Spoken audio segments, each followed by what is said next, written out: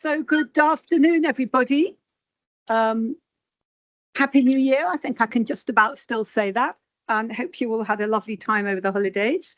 And here we are back. Welcome everybody to the January meeting of the authority, and also welcome to everybody who's joined online. Hope you can hear and see us okay. No apologies this month, which is great. And just to remind everybody that, as usual, in the interest of transparency, this meeting is being recorded, and the recording will be placed on the HFEA website.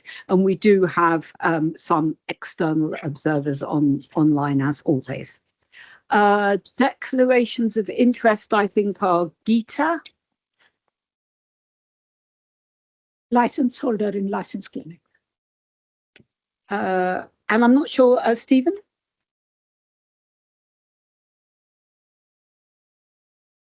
I'm a clinical embryologist. You have to press the... Sorry, my apologies. I'm a clinical embryologist and I provide consultancy advice to the fertility sector. Great, thank you very much. Oh. Yes, yes. Freelance advisory work with a licensed clinic as well. Thank you very much. Anybody else? No? Great. So, as always, the first item is the previous minutes, the minutes from the last meeting, which was in November, and any matters arising. Firstly, everybody has seen the minutes. Any comments on the minutes? No, so I can approve the minutes. In terms of matters arising, I think almost all of the looking at the matters arising, everything is either for discussion today or has been resolved. Is that correct? I think so, Alex. Thank you. Thank you very much. So I think we can move straight on to the Chair and Chief Executive's report. So firstly, me.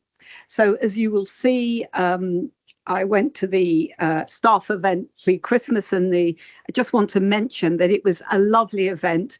I'm not sure how many people attended, but it was a considerable number of our staff, including a lot of inspectors and people who work usually from home or are roving around visiting clinics, and they all came into the office.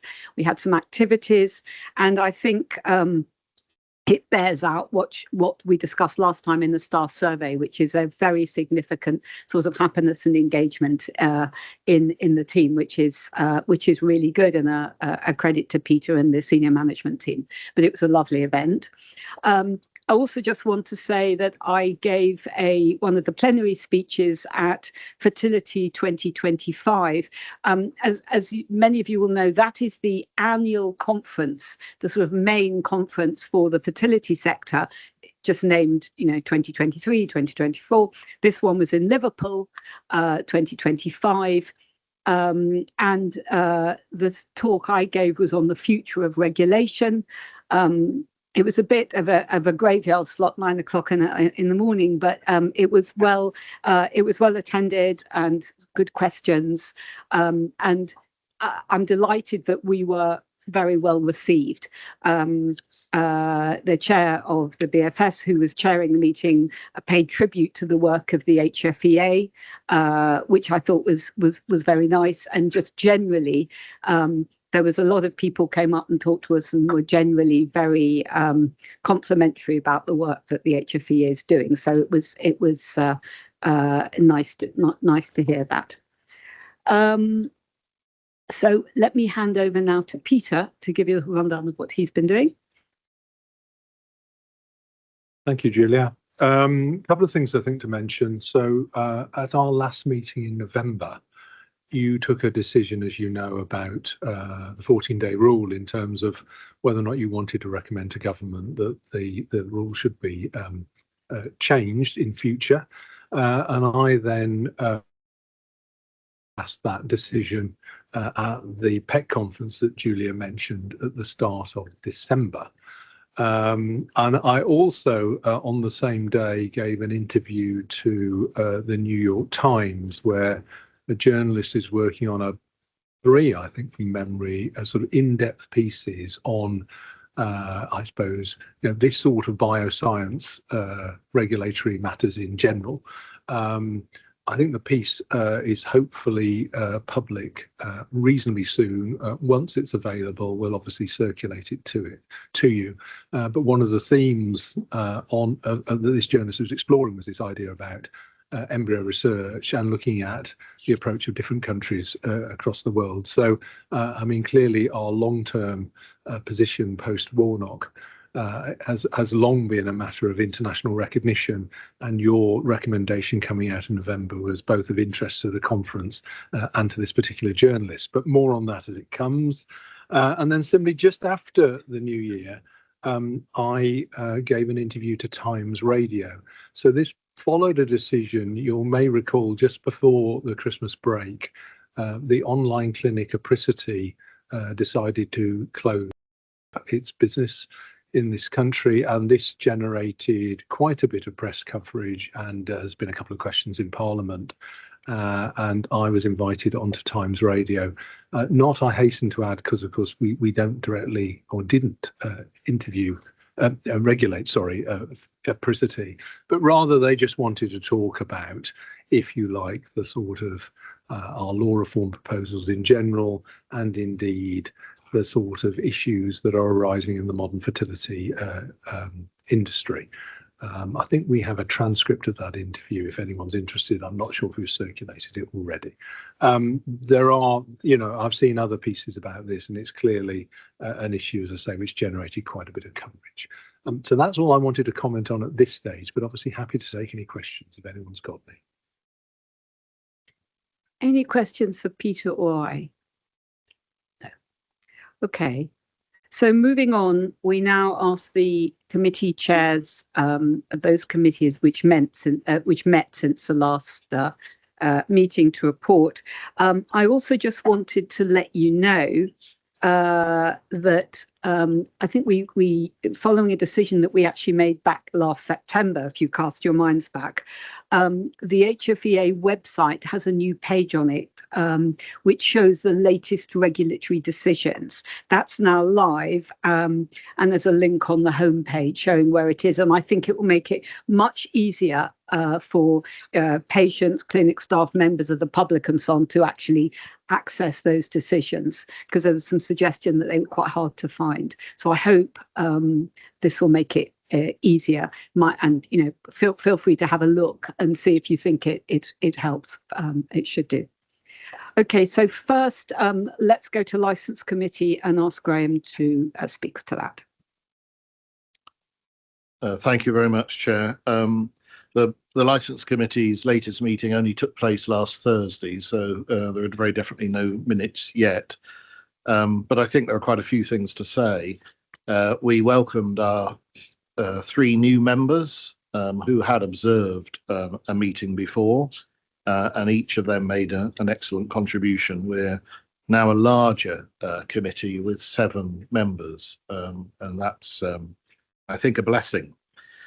The decisions we made, which obviously I can't say anything about, but I think they did illustrate just how much we need changes which would allow subtler regulatory sanctions and conditions than we currently possess, as we definitely discussed at our last meeting, and is all part of our hope for reform.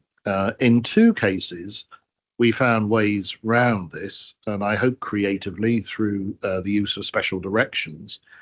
But there ought to be easier ways to ensure compliance than the tortuous routes that we sometimes take because of the all or nothing character of either renewal or rescinding a license. And I think it's also true that recent experience on the committee has shown that where there's a culture of non-compliance, or one begins to develop, and a clinic does start to improve, then there's a need really to keep some supervisory role in relation to the improvement of that clinic, rather than to let them go free for another 4 years. So it's keeping feet to the fire in a way. And if if we relax too early, then the potential of lapsing back into a non-compliant culture strikes us as quite significant. All of this ought to be simpler to achieve than it is. But what was interesting in our discussions, and I think having reflected a bit on recent meetings of the committee, when you begin the discussion, members do start from very different places and recommend quite different things. And our solutions in each case were not any of those that were suggested by any member of the committee at the beginning. So it was a matter of listening to each other and coming to a common mind and recognizing there were different ways of addressing the detail of the matters that were before us that led us to the conclusions that we did. And that, I think, is, in a way, that's what I think should happen really in a committee of our sort. I'm open to any questions from anybody, and if my deputy chair or any of the other members want to comment, the new members want to comment on the committee, they're very welcome to do so. It was also good to have Caroline observing as the part of the new Paula. So and it's been good to see her earlier. Thank you. Any questions for Graham? So moving on to Francis, now chair of SAC in your first meeting. Over to you. Thank you very much indeed. We've also welcomed 3 new members to the committee who have joined, having previously observed one of our sessions. And I hope you'll appreciate the change in the way the information is being sent to this meeting, in that we now list specifically the various conditions that we've considered. I appreciate that most of them are extremely rare and maybe things that you haven't heard of, but we continue to benefit from the very wise and expert advice at each of our meetings. Firstly, from an independent peer reviewer who is usually a very experienced clinical geneticist who can tell us all about the medical aspects of the condition. And secondly, from some excellent reports provided by Genetic Alliance, which is the umbrella support group for all the various rare disease patient support groups. And they go out to patients and consult them to find out how does this condition affect individual patients and also their families. And we have all that information before us before we reach our decision. And as you will see, we approve some applications for licenses and decline others. And when we consider a particular condition, if there are other very, very similar types, often they're subtypes of the same condition, then with the peer reviewers' advice and guidance, we consider those as well, and sometimes choose to license some of them just to make more efficient the workings of the committee. The most recent set of minutes for our December meeting are not yet in the public domain yet, although they're pretty close to being approved. And you will notice that one of the other roles of the committee is that we also receive applications for the import or export of gametes or embryos when they don't fit into the standard procedures that are around for them for various reasons. And you will see which of those we have granted.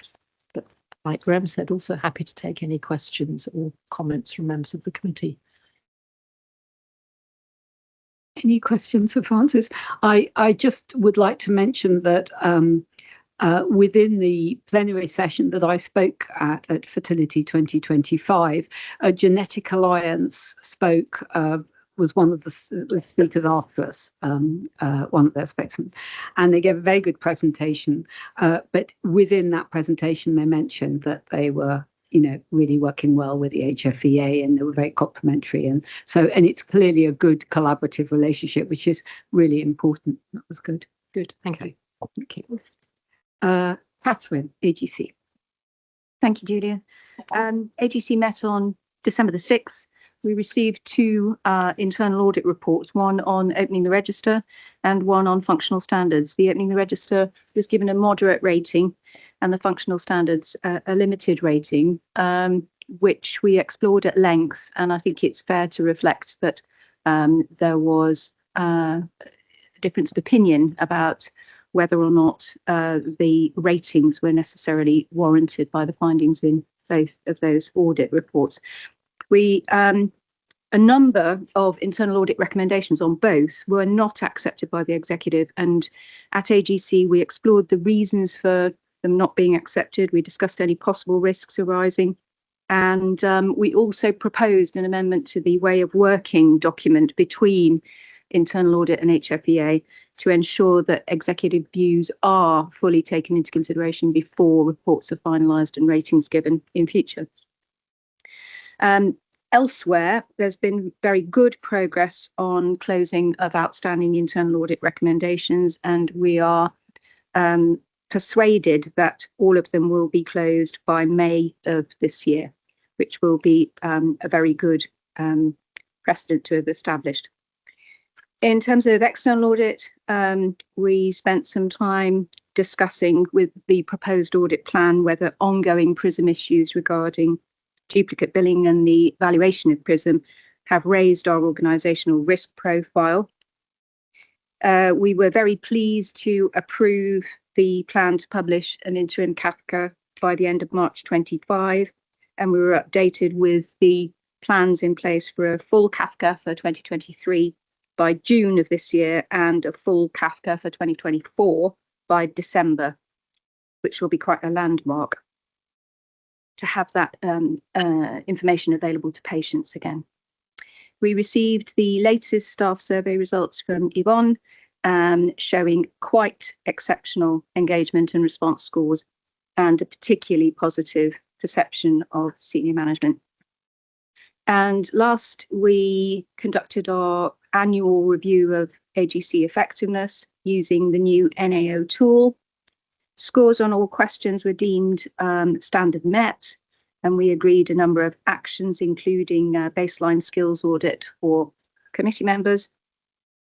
And in the afternoon, both AGC and exec colleagues had an excellent afternoon of training from Rajesh Kotecha from internal audit on assurance mapping. And it was specifically targeted at small organisations with limited resource. And we all felt very positive that it gave us some ideas to develop in the future. Happy to take any questions.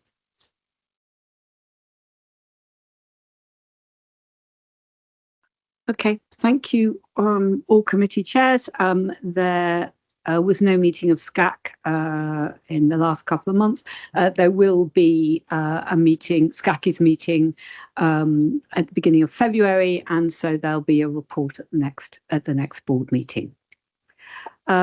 We now move to the performance report, where, as you know, I ask Peter and some of the senior management team to highlight various activities. You will have seen some of this in the paper, and they're going to just pick out some of the themes, performance in the round, and then some specific areas to add to. So, Peter, over to you and the team.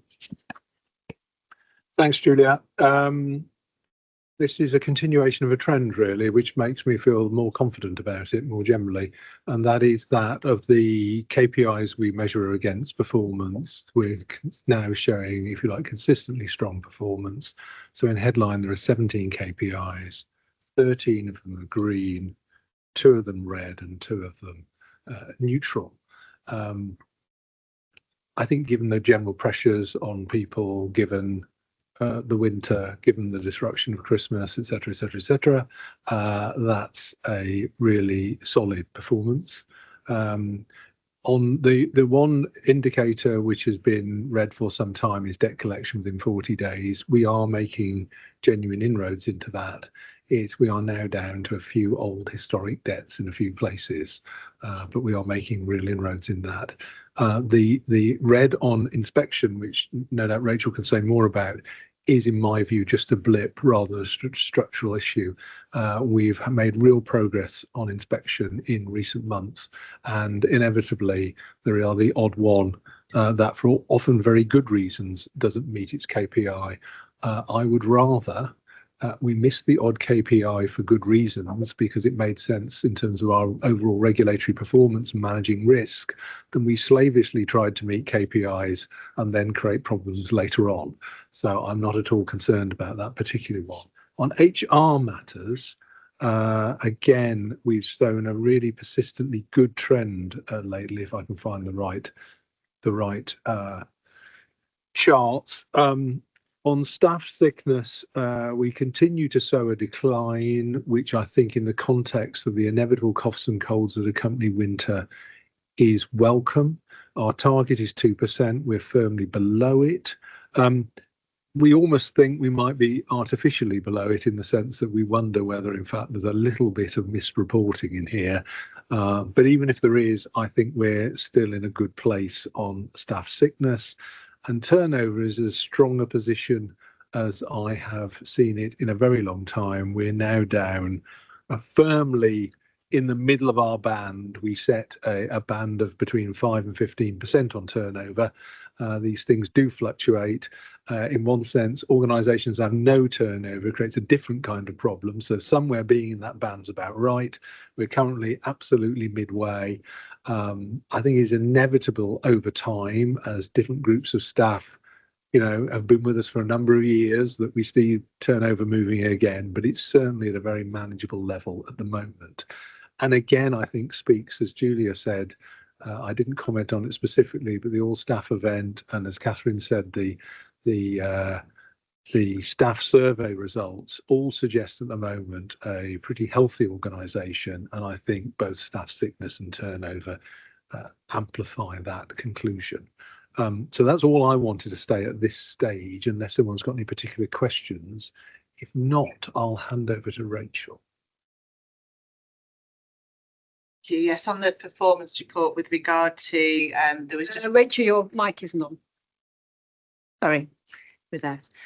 Yes, with regard to the inspection KPI, there was one report that didn't meet the KPI deadlines, but as Peter said, sometimes there is needed to be a dialogue between the PR and the inspector and further information received, and sometimes the inspectors meet for a compliance review to work through the protocol. So there will always be the odd report that doesn't meet the KPI, but as Peter said, I do think that's a positive thing and shows that we are actually following up an inspection in a robust manner. One thing I did want to mention with the inspections, and I'm sure you're all aware that there was significant spotlight on the CQC and Ofsted last year with 2 reports. There was the DASH report where there was an interim report which was published in July and a final report in October regarding the CQC. And then there was Christine Gilbert produced the Ofsted report, which was published in September last year. I think as an organisation, we wanted to reflect on the reports and look how any of the findings in those reports, how that reflected on how we function as a regulatory body and how we carry out our statutory duties. So we did quite a lot of work over the summer months with to start with the draft CQC report, to look at our strengths and weaknesses, threats and opportunities, to how we work to think about what we do well, but also to think about where we can improve and strengthen what we do. And obviously learn from those reports. That's, one of the most important things we wanted to do. So I think looking at the reports, it's clear where our strengths lie. We have expertise within our inspectors team. They are either scientists who have been embryologists, for example, in the sector, or have background in sort of biomedical science. And then we also have the clinical side of our inspectorate who are fertility nurses, were fertility nurses, or midwives who have clinical expertise. And we always ensure that both sides of those inspectors go on inspection. So where in other reports where there was felt there was a lack of expertise, we felt that we were quite strong in that. We also, with the inspectorate, have a dedicated portfolio of clinics. So anybody, a PR, knows who to contact, who to gain advice from. And we do have a good relationship with the PRs to help drive improvements in those clinics. I think another strength is that we have strong oversight from the board, yourselves sat around here, and also we are accountable to our DHSC sponsorship team. But of course, like I said, it wasn't just about looking about where our strengths lie, it was where we can improve, and looking at recommendations, particularly in the CQC report, it's very evident that our IT platforms needed improvement, and that is something that we are prioritising. I've mentioned that previously in board meetings, and I know Tom will mention more today. So that's about modernising the platforms that we use. We have a system called Epicenter, which was an in-house built system. We've recently upgraded our OTR system to a Microsoft system, which has worked brilliantly, and we want to move in that direction. So not only is our IT on a better footing for our inspectors, but also, for example, for clinic staff to submit things through the portal. From the Ofsted reports, obviously that was triggered by a very sad event, and we recognise that although our inspectors meet regularly, they have their annual PDPs, and we do provide training for them on a regular basis. We felt that it was important to provide some training that would help our inspectors recognise stress in individuals on inspection, and recognise anybody who was feeling particularly pressurised by inspections, and then how to handle that calmly with empathy so that we don't exacerbate any situations. And we organised a bespoke training day in November, which all inspectors went for, and they found that very valuable, and it's something that we will consider ongoing, how we manage that. From the Ofsted report as well, it's clear that the essence of a good inspection is about this respectful and productive engagement, and it's important for us to get direct feedback on that. So we have started, we did start at the end of last year, beginning of last year, to ask clinics to fill a survey monkey about their experience on inspection. And we've started to analyse that, and we looked at the preliminary results of that. And it was quite promising that most of the responses, 80 to 90%, all the different questions were very positive. And I think that is about the level of engagement the inspectors have, the support and the feedback given in the inspection report.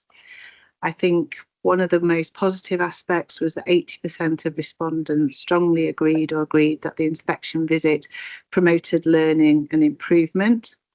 And we will want to continue that, really look at that trend. So we're planning to continue with that detailed post-inspection survey, and then we will formally report on that, probably tie it in with when we do state of the sector report that to the board.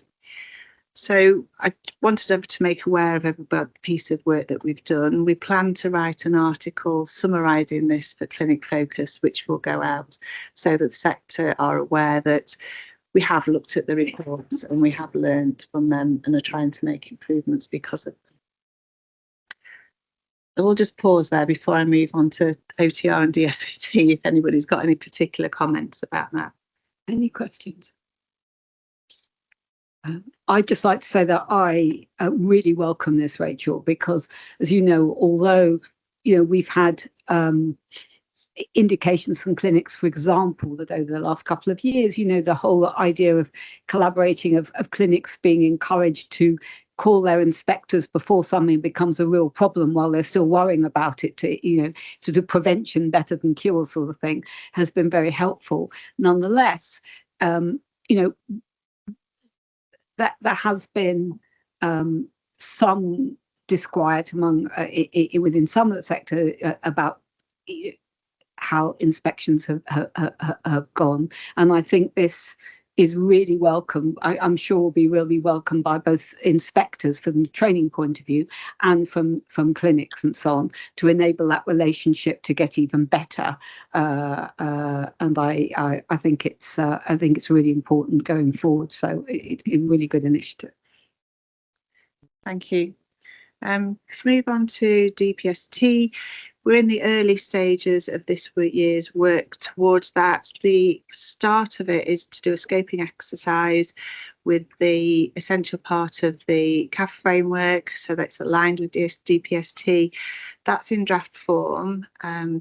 They've given that out to the individual departments, and we're waiting for those to come back. once they've been reviewed with the comments, that goes to the Information Governance Steering Group, who are meeting in the next couple of weeks, and will finally agree how that work is going to be divided up and how we can start working through that. We're then obviously going to work through the strategy to get that done, and once we've got that, we'll have more of an idea. We don't have an idea, particularly at the moment, how we will rank on all the outcomes, because as you know, it changes from year to year, but we are progressing with that work, thanks to all of those that are involved in that. Finally, OTR. I thought to let you know that in 2024, we provided information to 1,300 people. And we did make significant improvement with the number that we were able to turn out each month, reply to their applications. The waiting list, it is at one of its lowest points now. It's 972. And the waiting time has gone down by a couple of months for those applying.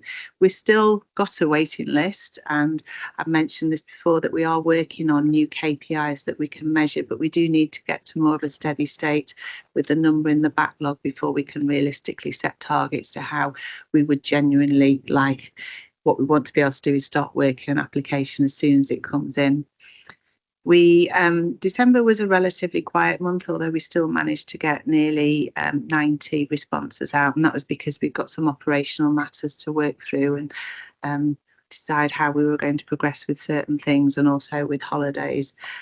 But we're hoping now we're fully staffed and back in the new year with the new systems, we'll be able to pick up again to those levels we met at the end of last year, which was sort of on average about 150. We get on average in the last 6 months, between 70 and 90 applications a month now. It depends and fluctuates if there's anything in the press. That's it. Thank you. Thank you. Any questions for Rachel on this? No, again, just to say sort of well done to you and the team, Rachel, because for those members who are perhaps more new, applications once the law changed, or the law came into, the 18-year-olds turned 18, as it were, applications started ramping up, and we already had a backlog, partly software driven, and the fact that the backlog's been reduced, we're obviously strengthening the team. We're managing applications in a much more systematic way now that we're able to. So it's a really good news story, and I guess we'll hopefully continue to get better. So it's really good. Thank you. Claire. Thanks, Julia. So kind of a brief update from me. I think starting with media interest, because the week after the November Authority, we launched the Family Formations and Fertility Treatment Report. The particular headlines on that looked at the increase in single patients and single patients having treatment. It was covered by all the major news outlets, including 2 national newspaper front pages, and given other world news at the time, I think we're particularly pleased with how well our key messages are being picked up in the media.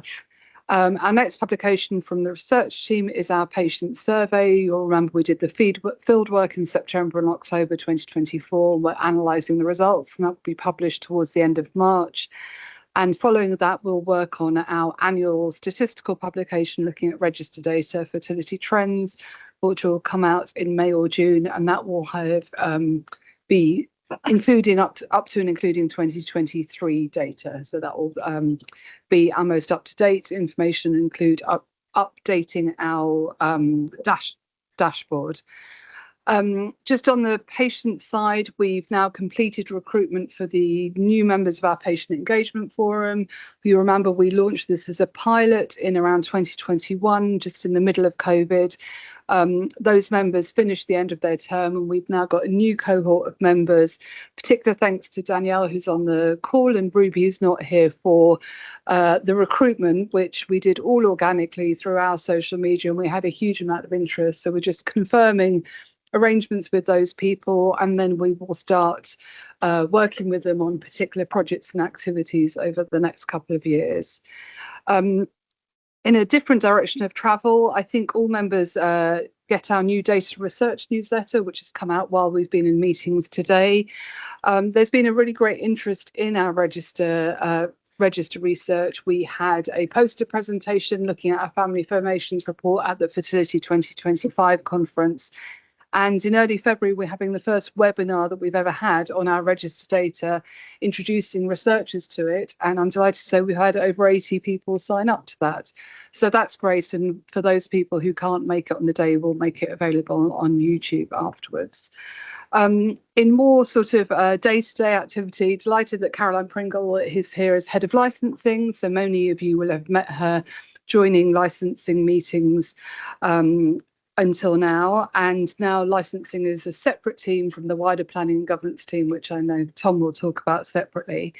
On the more detailed work, we are implementing now the new screening statutory instrument that was passed by Parliament in autumn last year. So the implementation of this, if you remember, relates to screening of female same-sex couples involved in shared motherhood, where there kind of shouldn't be any separate screening. And the ability for HIV positive donors to donate as a known donor in fertility treatment. To be able to do the second, a clinic has to have their license changed by the HFEA. We're going through the process of all licenses being updated as they come to one of the license committees for either for that specifically or for something else. So it may be that there's been an inspection, it may be more, there's been a change of PR, and we can use the opportunity to update their license. I should say, for the technical amongst us, all clinics' licenses will be updated. That doesn't mean from a patient perspective that all clinics are going to be offering this treatment. To be able to offer the treatment, you also need to have a kind of specific sign-off from inspectors to say that all the requirements for the legislation have been met. We have had several patient inquiries asking us about clinics which are offering treatment. I'm delighted to say that earlier this week, the first 3 or 4 of those clinics have had those licenses changed, and they are the clinics who they know they have patients who are waiting for the treatment. So that should be, this week or next, hopefully they'll be able to get in touch with those patients who are waiting to start treatment. And we are looking at ways to make it easier for those people who are looking for those specific clinics to be able to find them somewhere on our website. So over the next few days, we'll find somewhere where we can keep, at least for the this new process, an up-to-date list for patients of where they can go for those treatments. Lastly, we are, as Julia said, there hasn't been a SCAC meeting since we last met at Authority, but we do have one in early February. Whole range of things on the agenda, including health outcomes in children conceived from assisted reproductive technology, the impact of stress on fertility treatment outcomes, a review of a potential information on treatment add-on and an add-on rating looking at androgen supplementation. And lastly, but importantly, a review by SCAC members of prioritisation topics and horizon scanning for the year ahead. So this is the opportunity for the whole of the SCAC, so authority members and advisors, to look at the issues coming up that we have identified as high, medium or low priority, and which ones should be coming to SCAC over the next year. So I think that will be interesting discussion.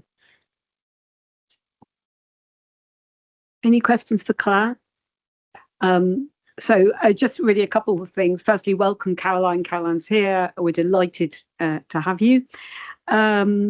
Also, just funny enough, at the Fertility 2025 conference, I actually somewhat accidentally sort of gate crashed. I think it was an open session, but it was such a small session run by the British Fertility Society. And one of the first, so I walked in then, and one of the first questions they were talking about, not knowing actually I was in the room, was the use of the HFEA's data for research and so on, and how they really wanted to, and how they could make. So I was able to publicise the webinar and so on, but it was met with great pleasure, and there were really, maybe 20 people there, and a lot of them were saying, "Oh gosh, that's really good. We've always wanted to do that." So I think it's really sort of close to my heart that we've got this wonderful data, and now we're able to be a bit more organised about making it available for research, which I think will be hugely helpful. So and also the BFS and others have said they're putting the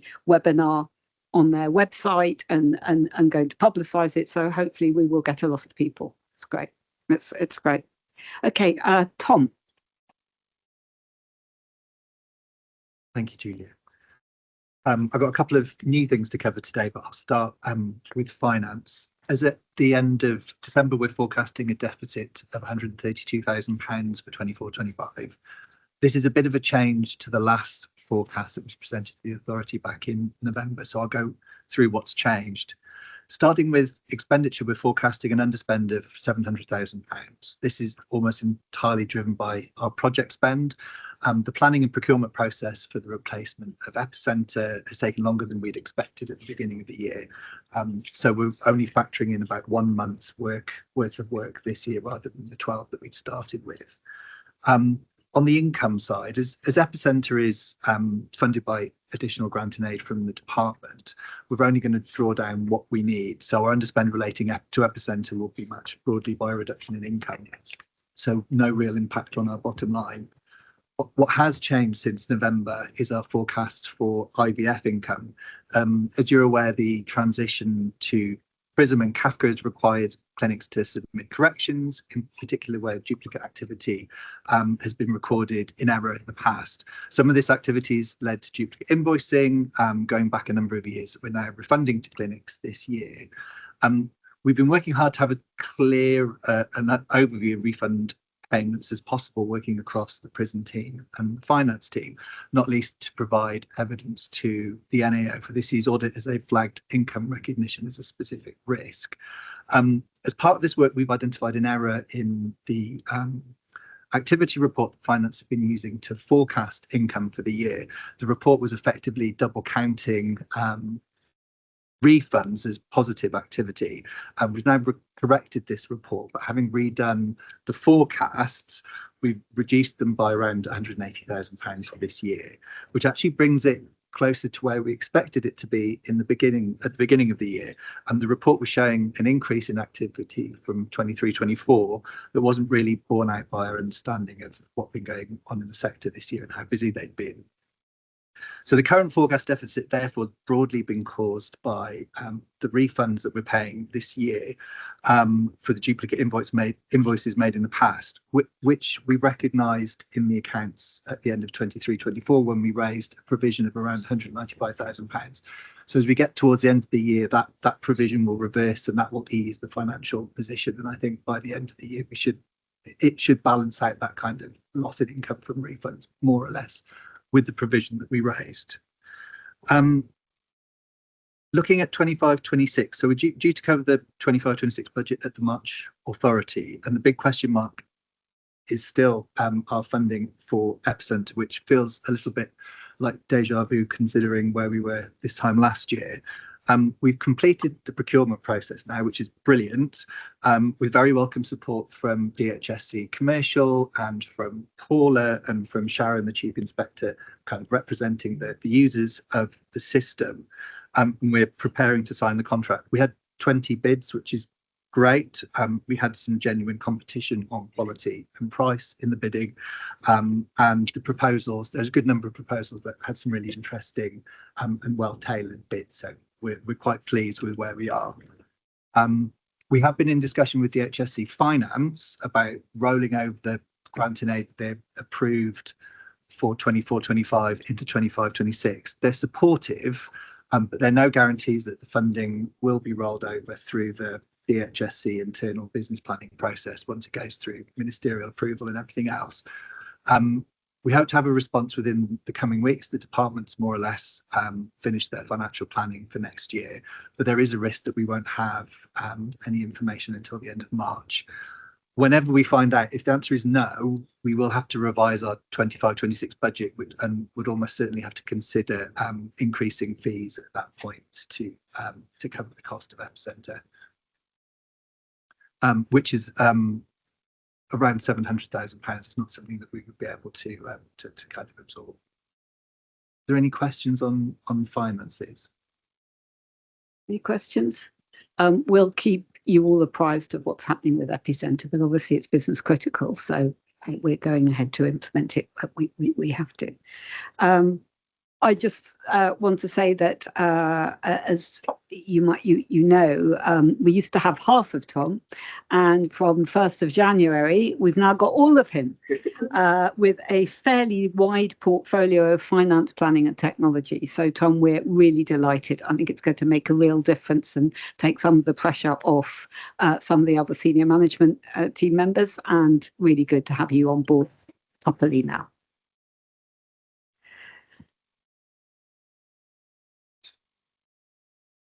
Thank you. It's been really nice starting to get to know with I already know the teams anyway, but starting to work with them a little bit more directly. So just very quickly on planning and governance, our new head of planning and governance, Sophie Tui, who I think is observing today, will be starting at the beginning of February, which will give plenty of time for a good handover with Paula before she leaves. Just a bit more of an update. All committees have been doing committee reviews since November, which will feed into the annual governance report to the authority in March. And we're also developing a new strategic risk register to sit alongside the new strategy, which will hopefully have an outline ready for HEC in March as well.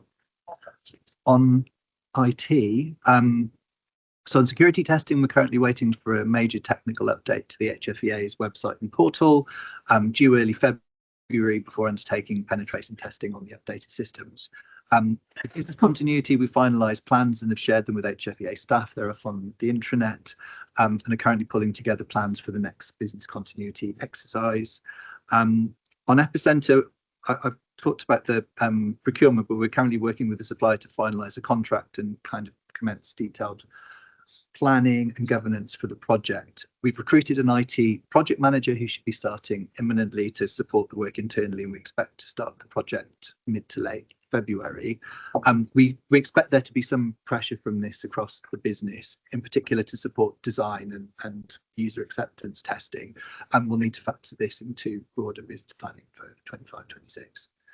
And finally, we're reviewing our internal position and readiness for cyber assessment framework on the IT side as well. Alison. Thank you. That's great that we're moving forward with Epicenter. I just want to ask about PRISM, because obviously that project's overrun quite significantly, and what impact that's had in the finance, and will that come to an end quite soon and the PRISM team will finish, or does the PRISM team continue, or where are we?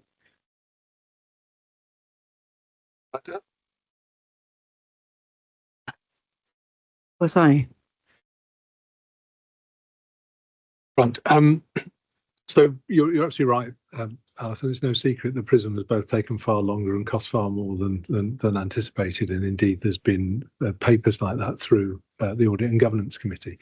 We are viewing, effectively, our sense of the scope of PRISM has slightly expanded in the sense that we are viewing the final element of the PRISM work in general to being getting back to base camp, if you like, on Choose a Fertility Clinic.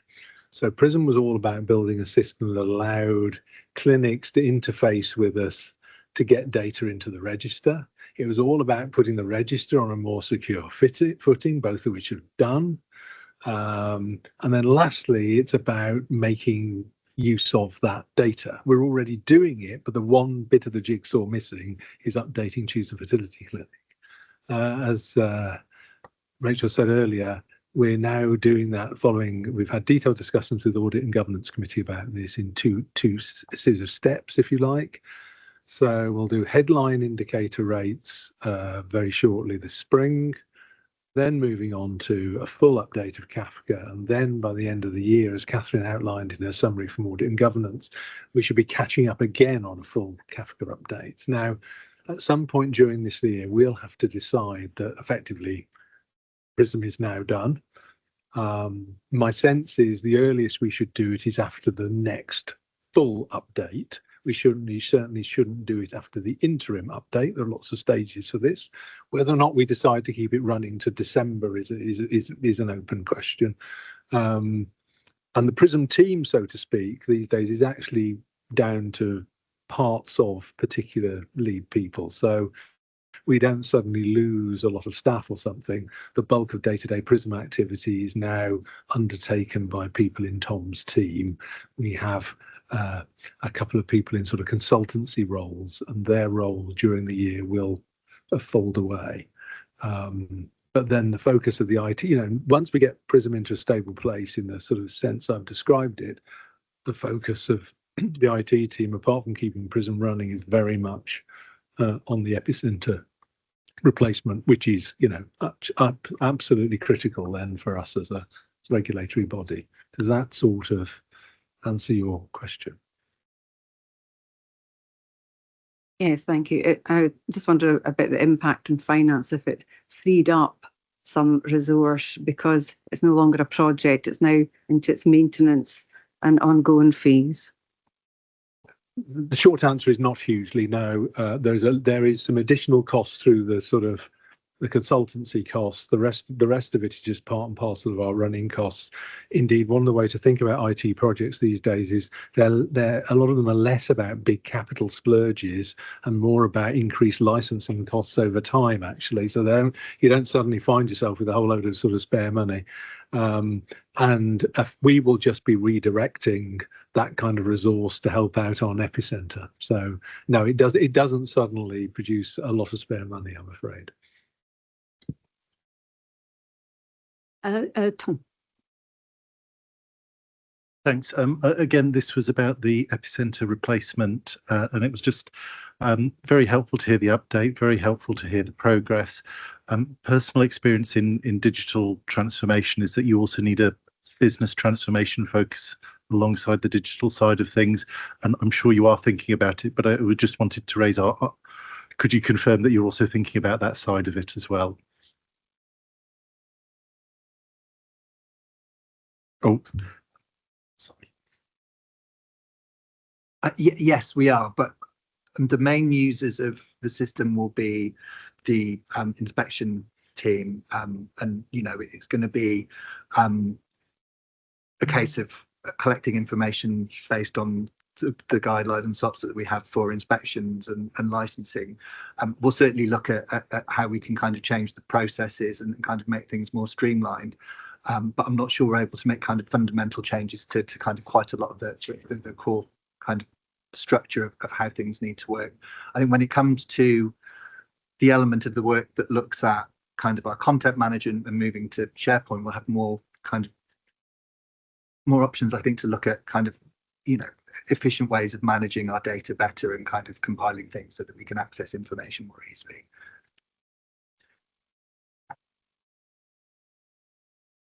If this helps, Tom, one of the things we are doing with epicenter, so this is a system effectively that allows us to schedule and manage the inspection and licensing function. It's a place where inspectors can put records, all sorts of clinic records and the like.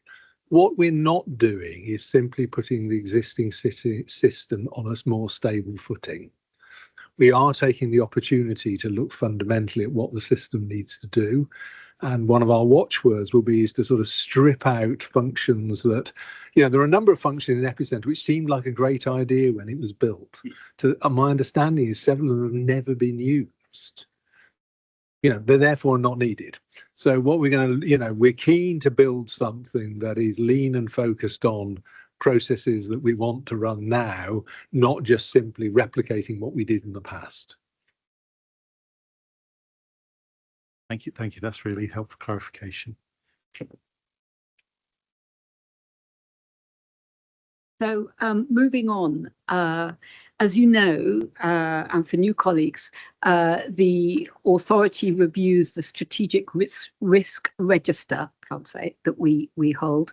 We review it twice a year, but we review it once it's been reviewed by AGC. So it has gone through Catherine and the AGC committee. And now we just need to, we're being asked to look at it because one of the things we have to do is make sure it's just aligned to our new 2025-28 strategy, which we're going to be dealing with a little bit later in the meeting. So let me just ask Shabir just to give a little introduction to this. Thank you, Julia. As you can see from the papers, the strategic risk registers had several relatively minor updates since it was last presented to authority in July last year. One of the key risks which have been closed is the people to risk, which was all around senior leadership and authority members. So finally, we're in a stable stage with authority membership. So that was good news for us all. The strategic risk register itself is in the process of having a major revision in line with the new strategy. The register itself will start off with a completely clean slate. We're going through the process, working with the senior management team to look at our risks, which we currently have, align them with our new strategy, and that strategic risk register will go to June AGC. Following that, it'll come to July authority. And if anyone has any questions. So all we have to do, there's no decision here today. What we have to do, you've seen it, is just raise at this stage anything that particular that's come to mind, bearing in mind A, that AGC have seen it, and B, that it is undergoing revision. But we thought it was important that authority members be given the chance to comment at this stage in case anything leaps out. So no. Okay, that's fine. Thank you, Shabir, and just keep us, well, obviously it's going to be kept posted on this. So moving now to our strategy. So as colleagues know, we're required as a public body to have a strategy. Our current strategy, I think, was 20, now let me think, I'm going to get this wrong, aren't I? It was 2020 to 2023, I think, and we carried it on for one more year because post-COVID and everything, it was just really, we wanted, we needed a bit of extra time to rethink. We're now about to adopt the new strategy 2025 to 2028. For the benefit of new colleagues, this has been in various draft forms before this authority several times. We've all had a considerable amount of time to be able to comment on it, which I think has been very helpful. I think at this stage, it's really worth commending Paula and the whole team for an enormously complicated piece of work, not least when we all sat round and tried to draft a vision statement together, 15 people. It didn't go well, but I think we got a really good result. And Paula, for you and the team, it's a really good document now, and it reflects a huge amount of hard work. So thank you. And the last task in regard to it, well, immediately strategy today is for us to approve it. So I'm going to hand over to Paula just to set the scene and take it forward. Thanks very much, Julia. Yes, well, I won't belabor this because you were broadly content with it the last time, and the paper kind of describes what I've done. So I've made some minor edits in line with comments. I've in particular finalised those two text pages, the one about the vision and the one about challenges and priorities. And thanks all of you who voted last time after the meeting about the positioning of the vision statement. It landed on by a narrow majority, having it at the top. So I can make it work either way. I think it looks good as it is now. Hope you're happy with it there. And there was also, you might remember from the last meeting, there was one suggestion to change where we've got right information in the vision, to consider changing that to sufficient information. And we did think about that, but then we thought sufficient is the kind of word that people could read in different ways. And some people might read that as we're going to do the bare minimum, which isn't really what we mean. So in the end, we stuck with the original wording, which I hope is okay, but we're open to comments about it. I've also mentioned in there the government's 10-year plan, because I felt that it should be mentioned in the strategy. Of course, we won't have the detail of that at the point where we're publishing the strategy, but I think it belongs in there. And finally, in terms of linking this all up with business planning, we've got a detailed, what we call a CMG Plus, that's Corporate Management Group, an extra meeting next week, where we're going to think a lot about what we've called in the past Plan B, In other words, what are our priorities? And if our priorities have to shift because there's a sudden announcement about law reform or anything else, then what would we be able to deprioritise? So we'll be having that conversation in more detail at CMG Plus next week. And so if you could bear with us until the March meeting about the business plan, we'll come back to you with the product of those discussions about the business plan at the March meeting, which I think makes sense. Because if we tried to do it now, we might have to give you a different paper next time. So that's it from me. So open to comments. Still plenty of time to change things before publication, but I don't anticipate making a lot of changes now. So firstly, any comments or changes or worries about the strategy document? Peter. Well, my only comment to Paul, well done. Discussed this extensively in the past. Thank you. Here to that. I think, Paula, you've done an absolutely splendid job. It's incredibly clear, coherent. You've herded the cats beautifully in terms of our contributions to strategy. I just want to say that I think it's also remarkably prescient that we've got this relevance between the theme in the strategy of encouraging innovation and the recent government commitment to harnessing the benefits of AI across the UK, both for the benefits of the economic growth, but also to address the issues that really matter to patients. And of course, for us, it's always the issues that really matter to patients that can and do focus our thoughts on strategy. So thank you very much. Really excellent. Anyone else? Okay, Alex. I was going to make a similar point to Catherine, actually, and I do think it's in there, but I think with the government being clear that growth is its number one priority, and with the government having, asked regulators across all departments to kind of, that is prioritised. I just, and that's, I think, only become apparent since we last discussed it. I just wanted us to make sure as an authority that it was covered, and you kind of stole my point, Catherine, because that's okay, because I think it is in there, but I just thought we should probably have that discussion in case we're asked. I think so. Yeah. I'm just echoing congratulations, Paula, for creating such a great document. The point I wanted to make was where we have to make a difference on issues that matter to patients, and then we've actually highlighted a few issues that could be slightly updated in light of the new National Patient Survey data that's coming out. So we might want to put some of the key points from that in there as well. Thanks, Zaina. Anybody else? Okay, so and bearing in mind, and I think Paula, this is a very good idea, that we will, emanating from the strategy as a business plan, and we'll just wait another couple of months until that's finalised, and then approve that at the March meeting. But are we happy to call time on the 2025 to 28 strategy? Yeah, and approve it. There are lots of nods around that table. Anybody disagree? No. Paula, so you've finally got a mandate. You have a strategy and you can put it to bed. Well done. Well done. We're ahead of time, so I tell you what I'm going to suggest.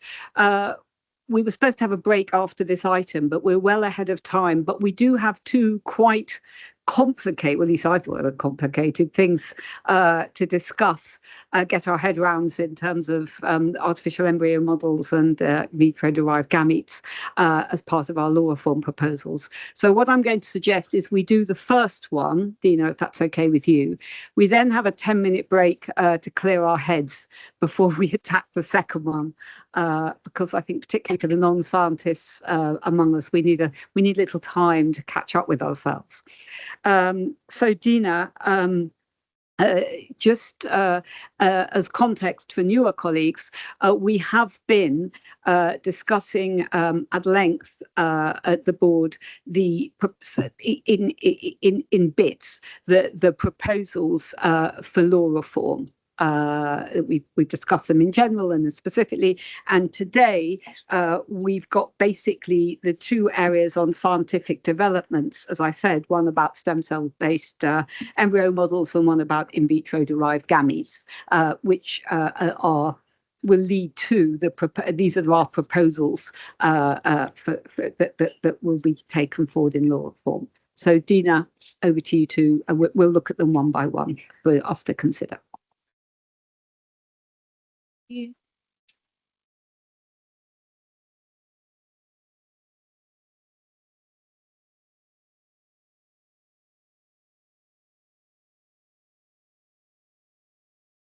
Hang on, sorry, do you mind if I just... Oh, yeah.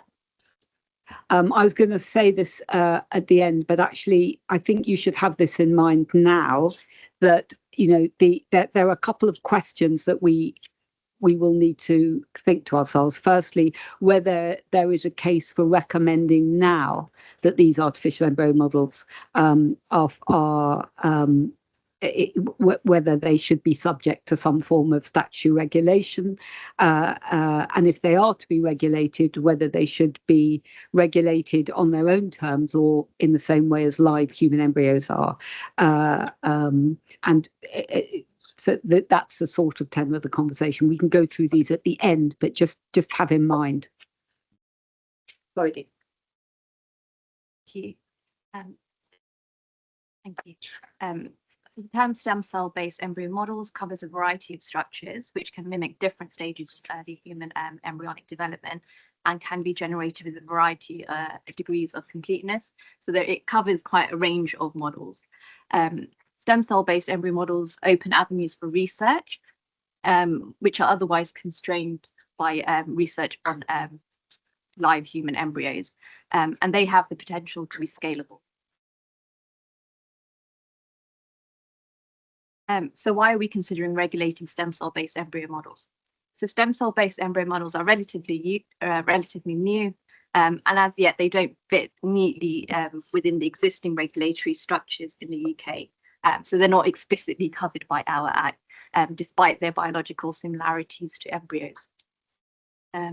The existing constraints on human embryo research, where all research requires a license from the HFEA, these rules don't apply to stem cell-based embryo research, and neither is the need to specify kind of purposes under which research is carried out on these models. To address this in some way, in July last year, a voluntary code of practice was developed to govern stem cell-based embryo models, the research, and the use in UK, and this was published last year in July. This code sets out the research principles under which stem cell-based embryo models can be researched, that transferring stem cell-based embryo models into the uterus of a living person or other animals is not permitted. It sets out that an oversight committee is to be established to review applications on a case-by-case basis. And each application, the culture time limits should be assigned by the oversight committee. It's intended that the code will be revised periodically to take account of the latest developments. In November last year, the National Council on Bioethics published a report setting out a roadmap for current and future governance of research using stem cell-based embryo models. Their proposed framework has 3 stages, the first of which is to embed this voluntary oversight by the code of practice. And an objective during this time is to learn about the potential risks, benefits, and capabilities of these models through public and stakeholder engagement. The second stage is to enable regulatory control by amending the Act and including in the amendments to prevent use of these models in assisted production. And the third is to settle a tailored and proportionate regulatory scheme for relevant models as it becomes clearer how they will be used and categorized. In October last year, the SCAT considered stem cell-based embryo models and agreed that stem cell-based embryo models and live human embryos are not the same. So if they are to come under the Act, their definition should be distinct from live human embryos. The committee also agreed that most embryo model research does not seek to replicate the embryos in its entirety, and that over time, clearly defined upper limits on research should be established and agreed. They agreed that currently a pragmatic time limit for embryo models should be is difficult to agree, as the models vary widely and do not mimic the sequential stages of human embryo development. The committee agreed that prohibited activities such as transferring these models into a human and developing these models all the way to viability should be made clear, should the Act be updated, and that projects should be reviewed on a case-by-case basis, with a time limit for each individual project being subject to review by a review committee. So today we're asking the committee to consider, as Julia has already outlined, whether there is a case for recommending that embryo models are subject to some form of regulation, whether they should be regulated on their own terms or like live human embryos, whether to make it explicit that they cannot be transferred to a human, and whether to eventually introduce a fixed upper limit on embryo model culture time, which would be informed over time by emerging consensus and scientific developments. I'll leave it there. Thank you, Dina. Firstly, Rosamond, I think you just wanted to mention. Oh, yes, just to mention two things. I'll say a word later whenever it's appropriate, but one is that I'm currently chair of the UK steering bank for the stem cell committee, UK's committee with the stem cell bank. The other is to note that I was a member of this working group that devised a voluntary code. Since joining the HFEA, I'm no longer a member of that working group. Thank you. Thank you. So you'll see then, we'll keep them up on the slide, the decision. Since the first papers on these models were published, which was probably about 8 or 9 months ago now, I think we discussed it a bit. I think the question is really very much, whether these models should be subject to some form of regulation and what that might look like. This will be work going forward, just to be very clear. This is not something that's going to happen overnight. And it also, if you look at both the Netherlands Council decision in July and the Nuffield Council, I think, and Francis probably has something to say about the Nuffield Council decision, but the general feeling is that these models will get better and better, but it is a little way off before they have, they really, mimic an embryo, or even an embryo that of any number of months. So we've got time, as it were. It's not urgent, but it is something that we do need to be thinking about, how we're going to approach this and whether anything needs to be within our proposals for law reform. So on that, can I just throw it open to questions and comments? Christine. Thank you, Julia. I think perhaps I can start as a member of SCAC, and I'll just give you my personal answers to these questions just to get things started. I think clearly the stem cell-based embryo models are going to get a lot better. I don't think they'll ever be like real human embryos. I think they're always going to be different. But I think eventually there is a case for having them coming under some kind of statutory regulation. But I do like the Nuffield Council's approach. I like their idea that perhaps we need to phase this in and that we start with this voluntary oversight. I think it would be very nice if members of the authority could actually be on that oversight committee. So I think we should pursue that. I know Francis will have more to say about that, but I think it'd be very nice to get involved with that at the outset, and then perhaps move on then to once we have the changes in the law to then have more statutory oversight. But I think at the moment we're not there and we don't need it. I think they have to be recognised in their own terms. There'll never be live human embryos, and of course there has to be a limit, because at some point they will become capable of being subject to harm. I don't like the use of the word sentience. I think that's not appropriate here, and it's very hard to define. But I think harm might be something we need to think about, either in terms of perception of pain or some other sense of harm that these models might actually experience. Of course, it shouldn't ever be transferred to human. I think that's really quite sort of clear.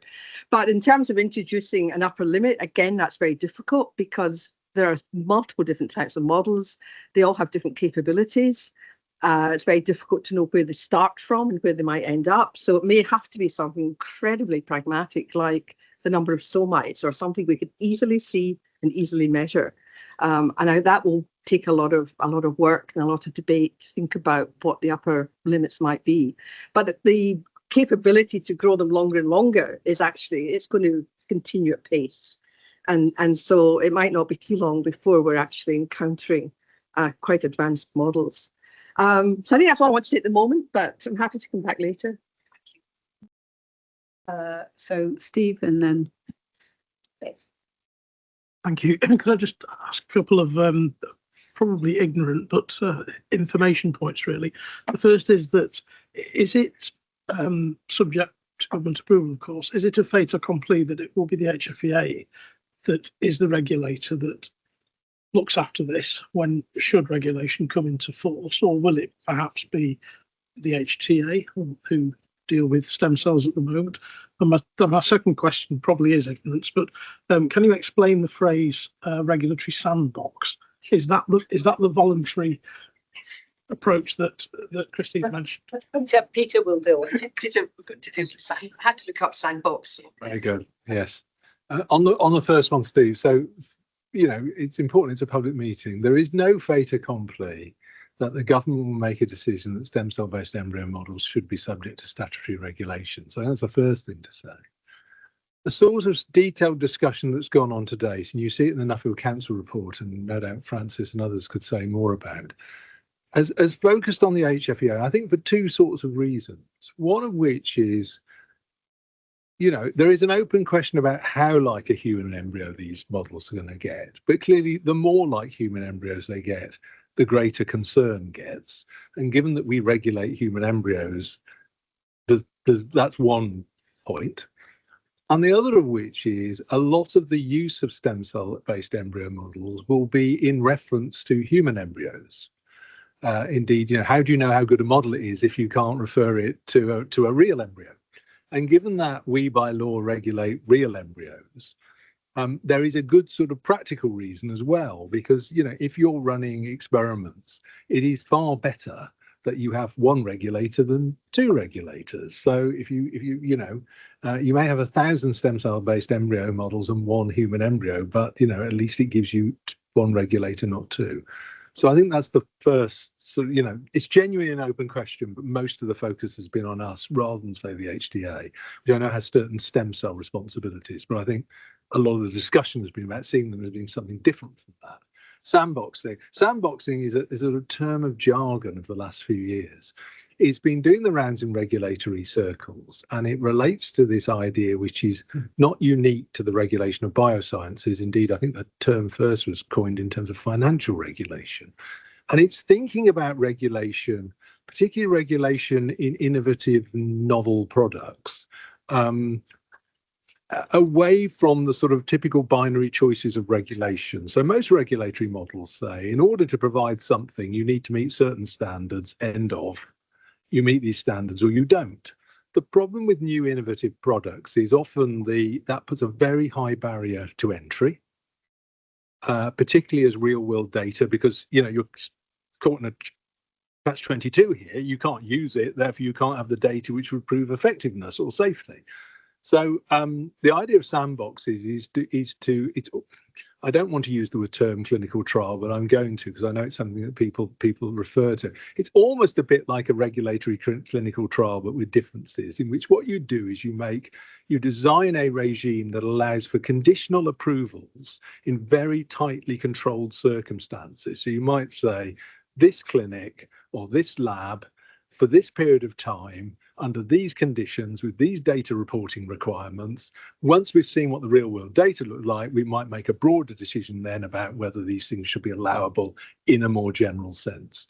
So it's that's sort of what it means. It's become a kind of shorthand for that sort of approach.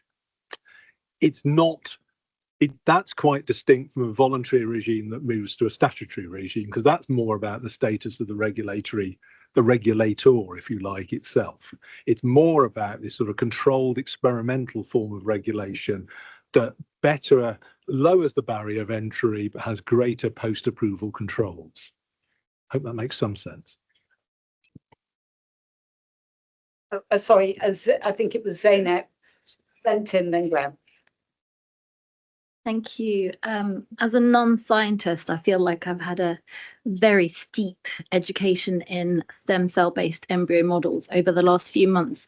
And I would actually really like to sort of commend the number of opportunities we've had, those of us who are non-scientists, to learn about this. So the SCAC meeting that we had where we discussed this was absolutely enlightening for me. But then the Warnock conference also, and the presentation, particularly by Dr. Naomi Morris, and then being able to follow up some of that information at the PET conference as well. So having gone from knowing pretty much nothing about stem cell based embryo models, I know now a bit more than nothing. And I also felt that it was really interesting to find out a little bit more about the voluntary code set up by Cambridge Reproduction and Progress Educational Trust. And I just want to note that in that code itself, it says, while stem cell-based embryo model research has the potential to advance scientific and medical knowledge, the following factors indicate the need for a code. And those factors are ethical considerations, public opinion, and the lack of a governance framework. And the fact that the sector itself brought so whole scale into that code, to me, suggests really the necessity of a governance framework, and that would be most appropriate through statutory regulation. So my feeling is certainly yes in the first, and I can see very good reasons why the HFEA would be the appropriate place for that. Whether stem cell based embryo models should be regulated on their own or as live human embryos, I again, with the really excellent presentations, I've come on the side of that they should be regulated on their own because they are different in quite significant ways. And I agree with Christine, obviously, the red line of not transferring them to humans. But from what I understood, again, I felt the question of the upper limit was very complicated, because it's my understanding, and those of us who are scientists might be able to clarify this. It was my understanding that stem cell based embryo models can either look more fully like embryos at earlier stages, or look partially like bits of embryos, but potentially at later stages, which is why I think that upper limit is a very difficult decision to think about, and is not one that can have an easy parallel in terms of the way we think about embryos. Thank you. Just, I guess, the chair of SCAC hat on. I think there are many things that we discuss when it's quite difficult to get perhaps a broad agreement on things. But I think particularly for this topic here, there was very much broad agreement for the proposals that have been put forward. And I think Christine summarised the reasoning behind that very, very well. My personal point of view, as others have, that I think absolutely, and I think SCAC agreed on this part, that the stem cell based embryo models should be regulated. They should be regulated on their own terms, because they are not the same as live human embryos, although there was a lot of discussion, which again we'll come on to when we talk about the in vitro derived gametes, about the end goal here is to get them as close as possible to gametes or embryos or whatever it might be. So we need to be aware that they're trying to drive towards perhaps the same outcomes. There was absolute agreement at SCAC, though, that these models should not be transferred to a human. And then really following on from saying that, made the point very well. And again, I'm not a stem cell scientist by any means, so hopefully I knew a bit more about it than Zeynep at the beginning, but maybe not a lot more. I don't know, but certainly an issue that really came over in the presentations was the issue with how do you date these models? They're not the same as human embryos, and that they have a start point of an egg and a sperm coming together, and that you can just date them. And the point was made by a number of people as Zainab has just mentioned there, that one of the aims of these models, for instance, might be to grow neural cells. And if the whole aim is to grow neural cells, well, how do you date that? Because it doesn't look like an embryo. What you're growing, it looks like a group of neural cells. So just coming at it from an angle of looking for numbers of days, or even a developmental point that you might use for embryos, is sort of missing the point of what a lot of research is focused on here. It's not that there should never be, in my view, there should never be a fixed upper limit, but it's really complicated to work out how you get to that point for different types of models as well. Thank you.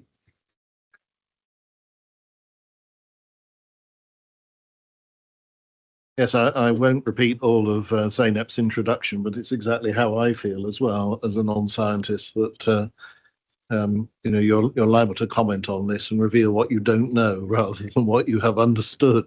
But what strikes me about it is that these embryo models don't come from nowhere. They come from, if you like, the very core of life within us. And I mean, I'm fascinated by stem cells as a non-scientist, because if I've understood it correctly, I mean, perhaps I haven't, but I mean, stem cells can create other cells like themselves, or they can, transform into something different, which seems like, to me, a miracle of creation, which goes by the boring name of differentiation, which, doesn't seem to be very creative at all. And that then leads me to think, well, what's the worth of this embryo model? Because that, in a way, is the ethical issue, isn't it? What's the value of this? And I'm certain it doesn't possess the special status of the human embryo. But given the source of its origin, I'm not wanting to think of it as worthless in any way. This embryo model needs to be treated with respect. Now, it's interesting to hear Christine question sentience, but I'm assuming, there could be potential physical developments in this embryo as time goes on, which would mimic those of the developing human embryo, which I think would affect, if people understood it, public opinion about the value of it. So I think there's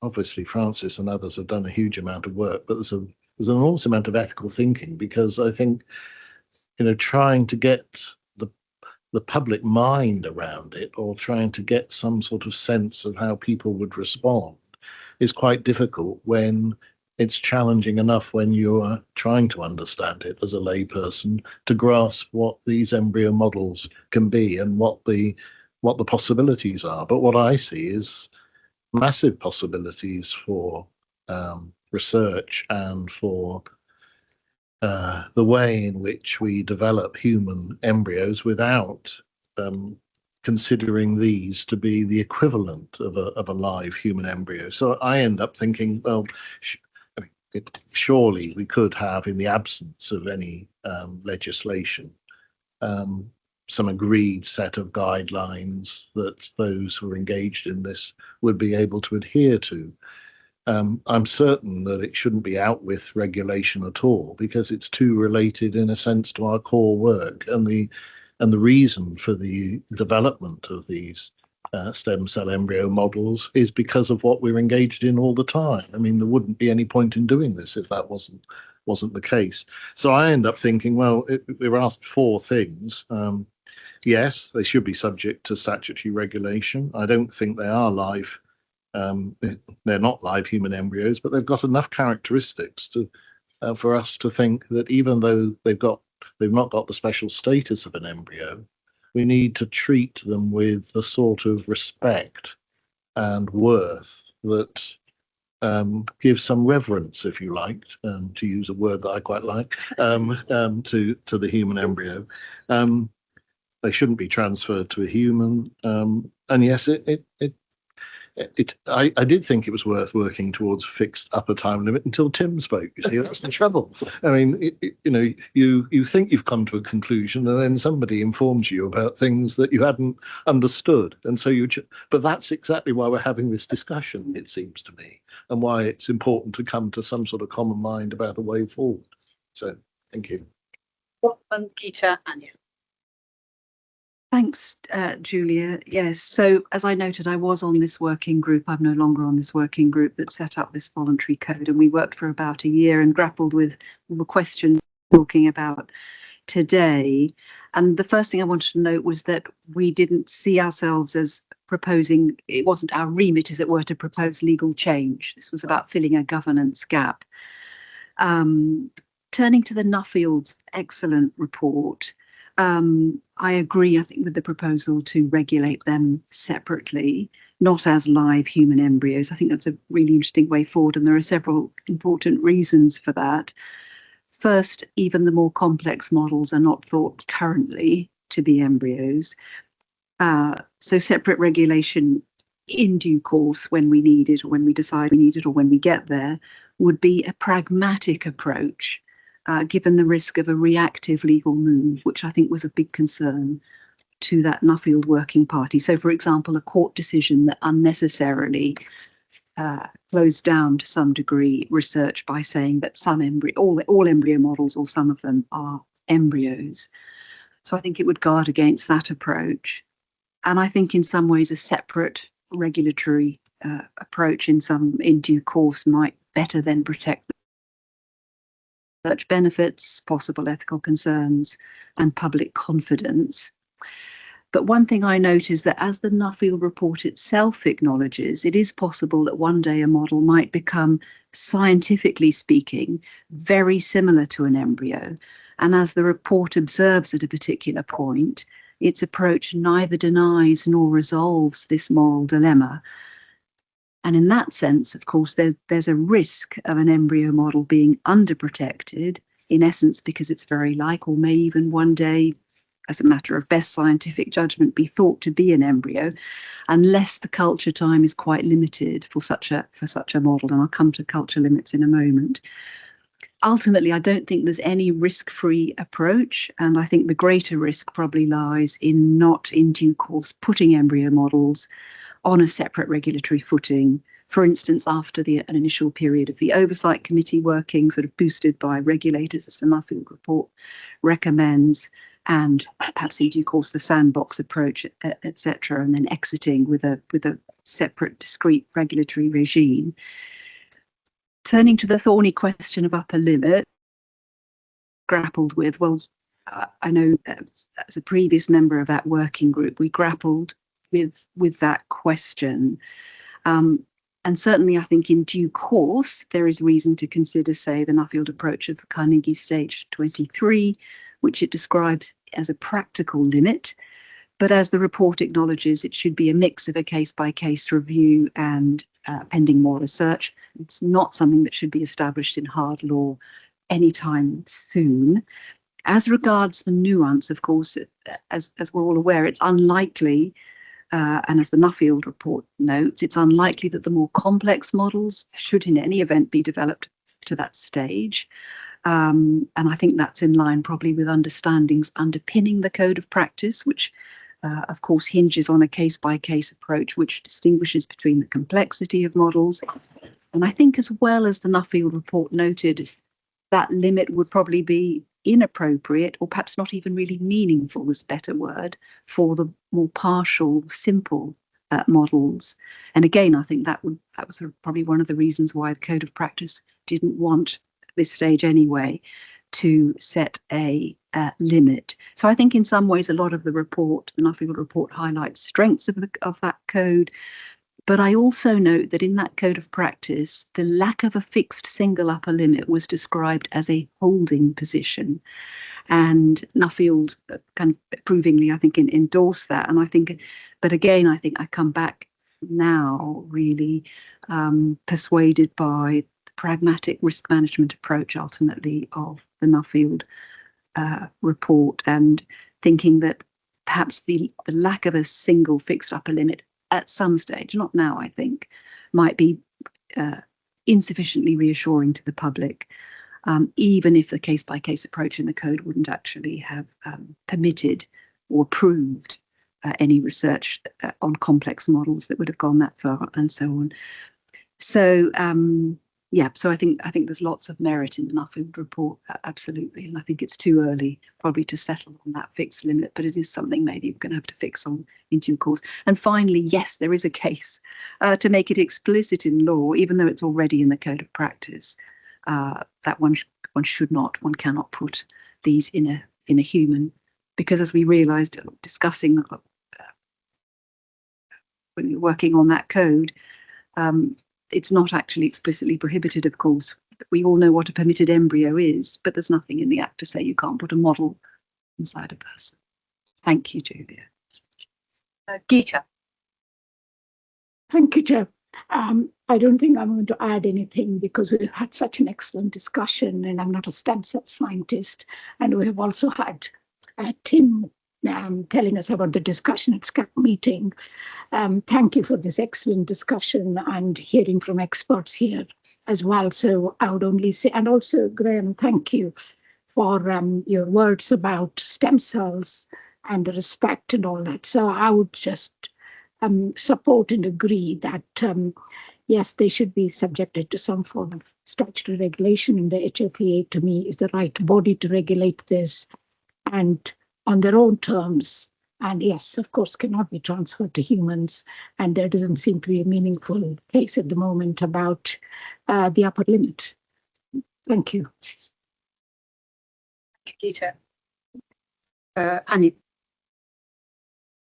Yeah, I certainly can't speak from a scientific gauge, and that was so incredibly helpful. But I do think it's really interesting that there's almost, even within this group, an evolution of our thinking about it and a development of our ideas around it.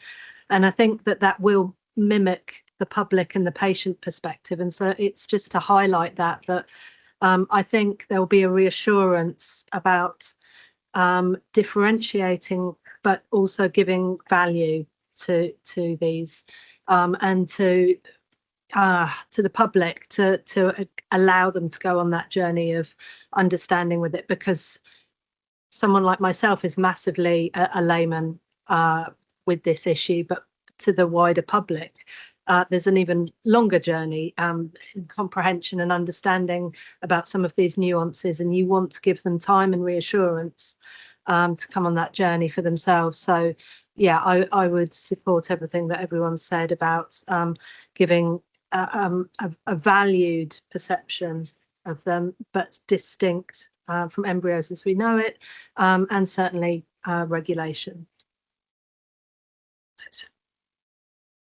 Thank you. So as Julia's mentioned, I was a member of the Nuffield Council working parties along with Dina, and we did have the opportunity to consult a very wide range of experts. And what was interesting actually was the degree of consensus right from the very beginning as to the direction of travel, even though this is a really relatively new research field with so many uncertainties. We don't actually know how far it's going to go. We don't know what it might be able to achieve. And the scientist's starting point was always to remind us that, first of all, there's what is sometimes referred to as this black box. It's a period of time when we know very little about embryo development, from 14 days to about 28 days, because we can't do research on live human embryos beyond 14 days, but there isn't material available from miscarriages and so on until 28 days or later than that. And the potential of all this work is to give us something that can be used to learn a lot more about early embryological development, about the susceptibility of early embryos to teratogenesis from being damaged by exposure to drugs. And so the potential for learning things which could lead to huge improvements in the field of fertility treatment, I think actually is very exciting. And I'm sure as there are further public engagement activities, the starting point to explain what the potential of these models are will be one important factor. I get the impression from hearing from so many different people now that on the whole, there is a degree of consensus that some form of regulation would be appropriate in this area. And I think it would be helpful to remind ourselves, and I can hear everybody here saying that they think stem cell based embryo models should be regulated separately from live human embryos. Of course, if we put them both together and regulated them together, we wouldn't be able to do research on stem cell based embryo models beyond currently 14 days. But Tim has made the very important point that actually one of the first challenges is that we can't really date stem cell based embryo models because there's no day naught for the time at which conception occurs. And so any regulation or time limit needs to be by a description of the features that that particular embryo model has. And it is likely that people would feel far more comfortable with a fairly extended period of research time and culture if it was simply a single organ that was being examined, what's sometimes termed an organoid. Whereas if we're looking at something that has the potential to be a whole integrated embryo, then I think people would want a much shorter limit on that. And one of the things that we've discussed and which actually scientists felt very comfortable with was that on a project by project basis, there should be a separate definition as to where the end point, the stop point must be. That's not going to be in terms of a number of days. It's far more likely to be a description of the state of embryological development that that particular embryo model has reached. And there has been absolute 100% consensus that these embryo models should never be transferred into a human.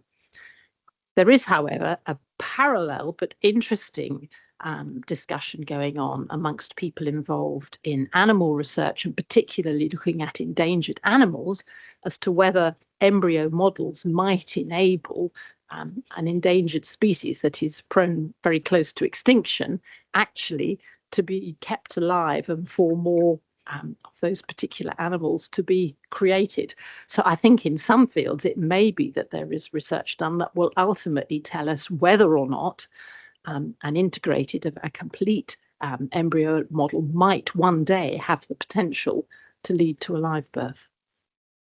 Thank you. Alex, and Yeah, I mean, I won't repeat what's been added, and I think you know, I'm in the pretty much the same position as everyone else on the 4 questions. The only thing I just wanted to come back on was this oversight committee, and kind of echo Christine's that the HFEA should have a part of that with people, with members as HFEA. But actually, you know, for consideration, I'd actually argue that actually resource and priority permitting, actually perhaps that's something that we should host, you know, based on the principles that SCAC has laid down about how we reach consensus. You look at add-ons, look at other things. I think we've got some very good institutional learning, and so, you know, my only thought would be that should be perhaps under our auspices with experts coming in rather than the other way around, but just a thought. Thank you. So I think there's a general theme across the different questions that's coming out, and I'd just like to say that I agree with that. And it's also particularly interesting that question 4 everyone is agreeing with this is a really difficult question. I think thinking about it in terms of regulatory bits, what we wouldn't want is question 4 stopping us if we had an opportunity to take things forward from happening. And so there is a real challenge there about what the stance actually is. But I also think that there's potentially an opportunity. So I fundamentally don't believe that this will be the only challenge that we face as technology develops, where we've got these uncertainties around these particular areas. So I would urge, and it may not be within our power to achieve this, but that we use the opportunity to say what is the model of new regulation for bringing in issues like this, where there is uncertainty, as part of the discussion and advice that we give around this.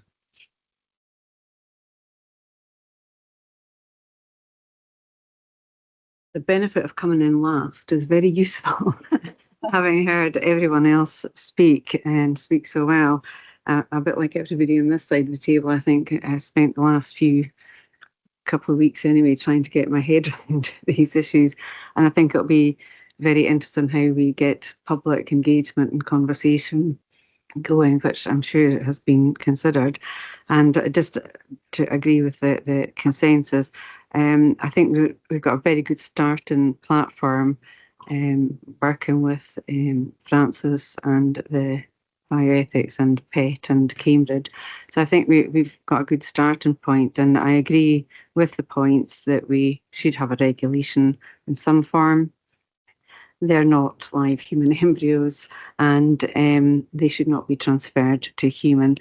The issue of a fixed upper limit, a bit like yourself, Graham, I've learned a lot this afternoon about upper limits, and this is going to be, I think, individually based from what I've heard today, but obviously there's going to be lots of interesting conversations going ahead.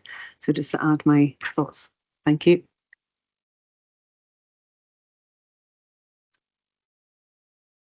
Okay, so shall I try and bring this all together? And when I try and do this, I always go back to where we started at the Warnock Consensus, because I think this actually falls really square there, which is the idea that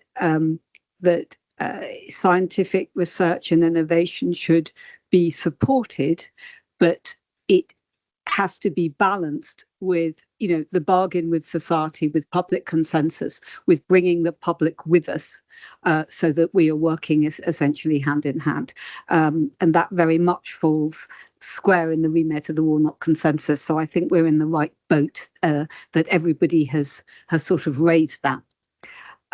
So I think it feels where we are is that for the first three, there seems to be pretty much unanimity that yes, at some point, yes, that these models should be subject to regulation, and that they should be regulated separately from live human embryos, regulated on their own terms, and that partly because they don't have the special status of the embryo, as was coined, but by the Warnock Consensus, but they have value in themselves. And also, it is almost impossible, I think, for us at this stage to know how far there's going to go.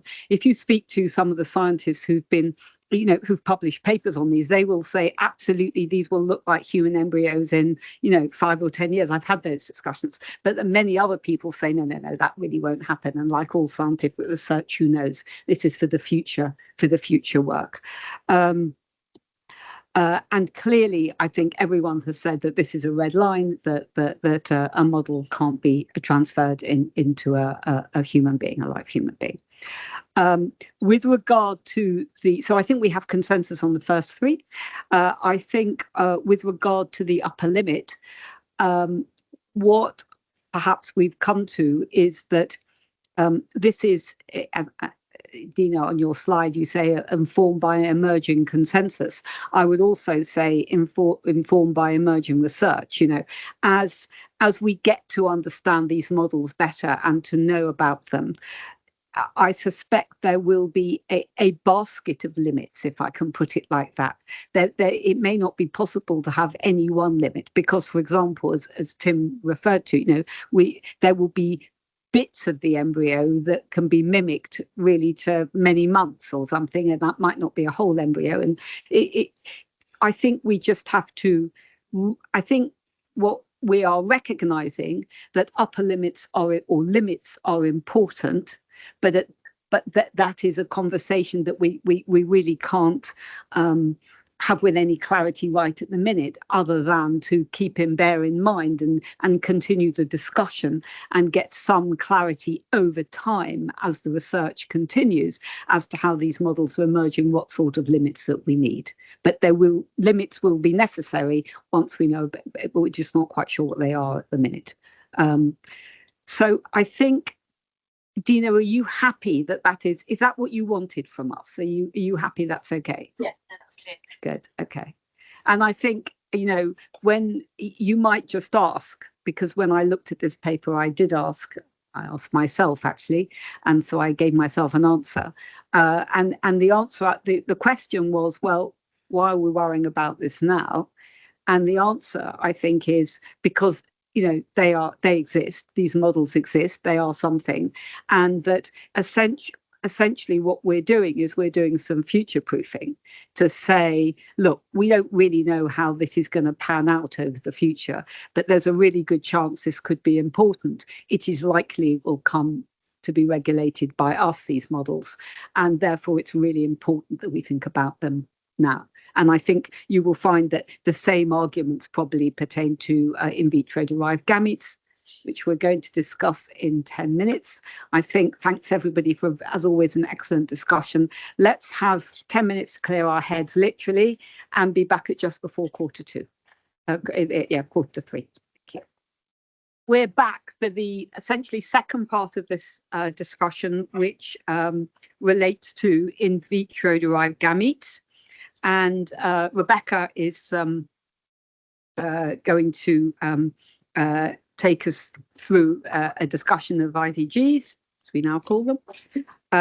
And again, it's the similar sort of questions which we'll pick up slightly differently, but the same theme about whether they should be regulated. So I think we've read the paper. Let's hand over to Rebecca at this stage, and then we can open it for questions.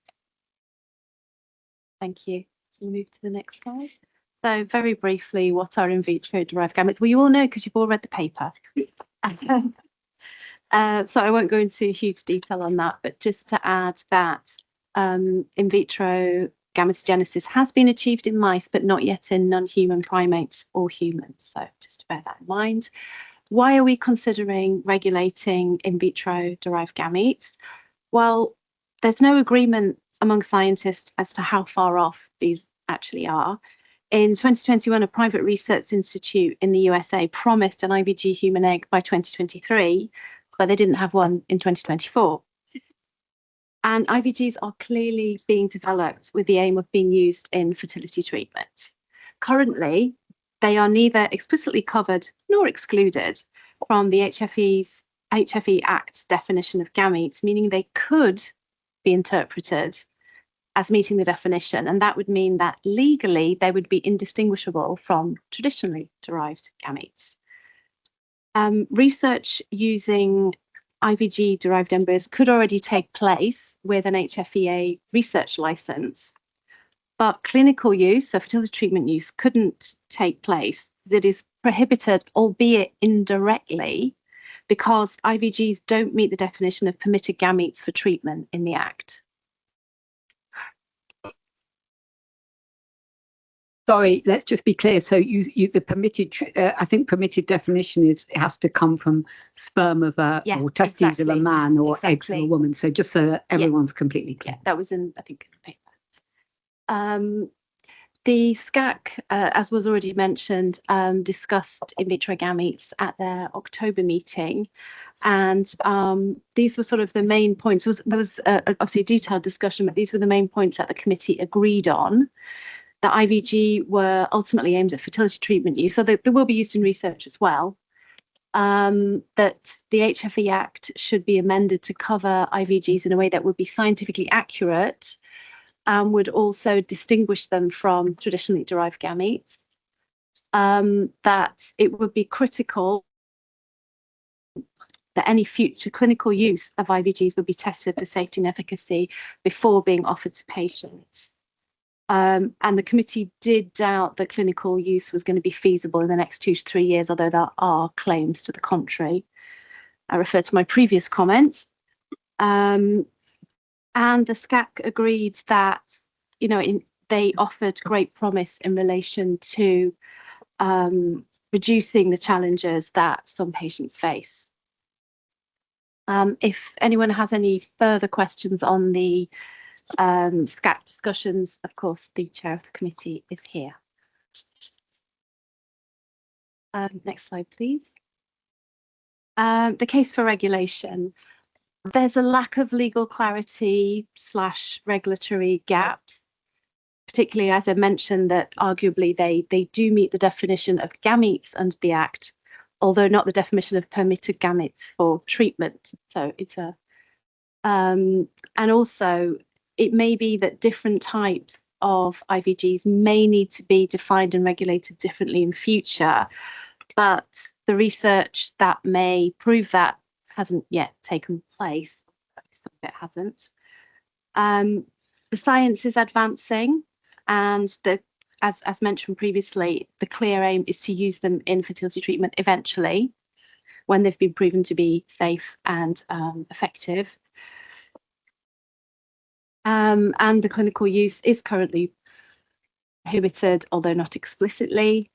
And there is also the issue that there is potentially biologically dangerous use of IVGs in fertility treatment, such as solo parenting, where you would make eggs and sperm from the same and make that into a baby, which carries extremely high risk for genetic defects and mutations, things like autosomal recessive conditions, etc.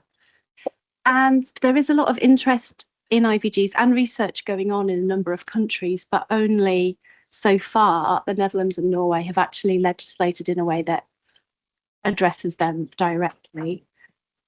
Public opinion is generally positive view of IVGs for research and sort of cautious support for clinical use, and that has been found to be higher in people who've experienced infertility themselves.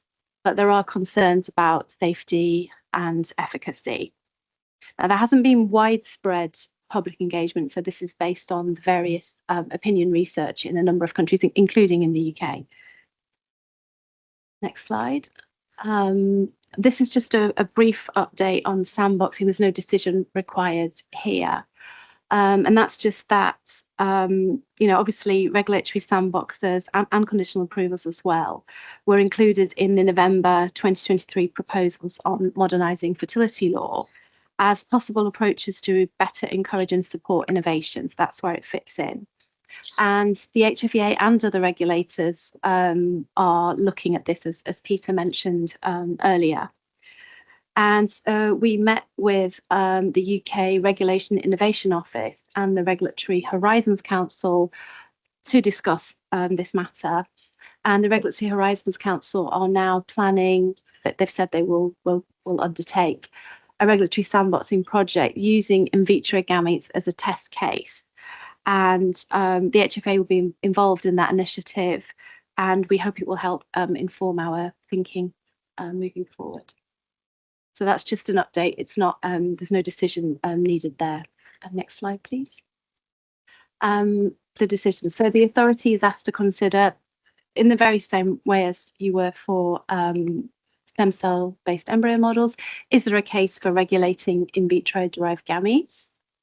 If so, should secondary legislation be introduced so that in future we could regulate the clinical use?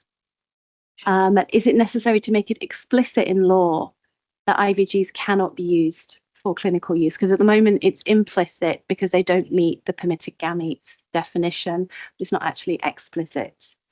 And then the question whether the authority has a view on a kind of preemptive prohibition of what could be considered biologically dangerous use of in vitro gametes, for example, the solo parenting. Thank you. That's Francis to start with. I just wondered whether anybody would find it helpful if I explain the difference between solo parenting and single parenting. Yes. Okay. So when we use the term single parent, that is a parent bringing up a child who was conceived with a sperm and an egg from two different people. It's just one parent involved in the social parenting of that child. That is completely different from solo parenting. In solo parenting, both the egg and the sperm would have come from the same individual. And it is different from cloning. If you clone somebody, you take one of their cells, not that this is legal, but you would take one of their cells and you would create an individual that was genetically identical to the person from whom you'd made that clone and would have the same health status as that individual. With solo parenting, you are creating both eggs and sperm from a piece of skin from that individual. But in order to create those eggs and the sperm, you have to halve the number of chromosomes in each cell. Now, every single one of us carries 5 or 6 different autosomal recessive conditions. Carrying a single copy of an alteration in an autosomal recessive gene is usually not associated with any clinical problems. It's only a child who inherits an alteration in the same gene from both parents who has an autosomal recessive disease. But if you create gametes from a single individual who is, say, a carrier of cystic fibrosis as one of the 6 conditions that they carry, each gamete that they create, each egg or sperm that is created from them will have a 50-50 chance of being a carrier of that recessive condition. And if that person carries 6 recessive conditions, and we know that each egg or sperm will have a 50-50 chance of carrying each of those recessive conditions, when you then bring those 2 eggs and sperm together, you can see that there is a very, very high risk of autosomal recessive disease.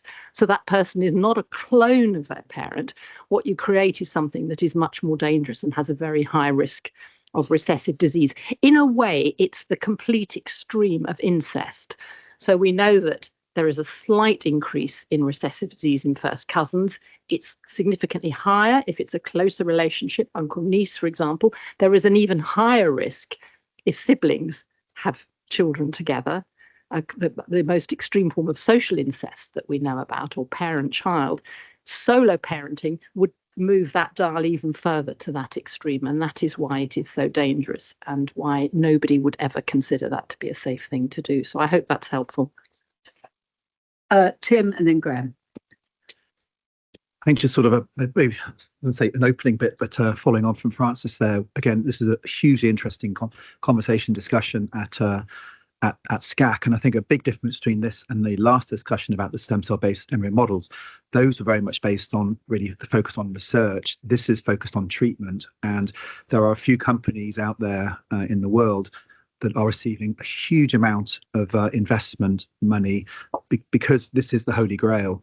Because if a company could crack this and could make literally endless eggs and sperm that were considered to be the same and as safe as what we currently consider to be an eggs and sperm, then it really disassociates aging from fertility, people who've had cancer treatment and are infertile. I guess the more perhaps niche area that Francis has just spoken about, but that, obviously this is companies are putting money into this because of the endless possibilities for it.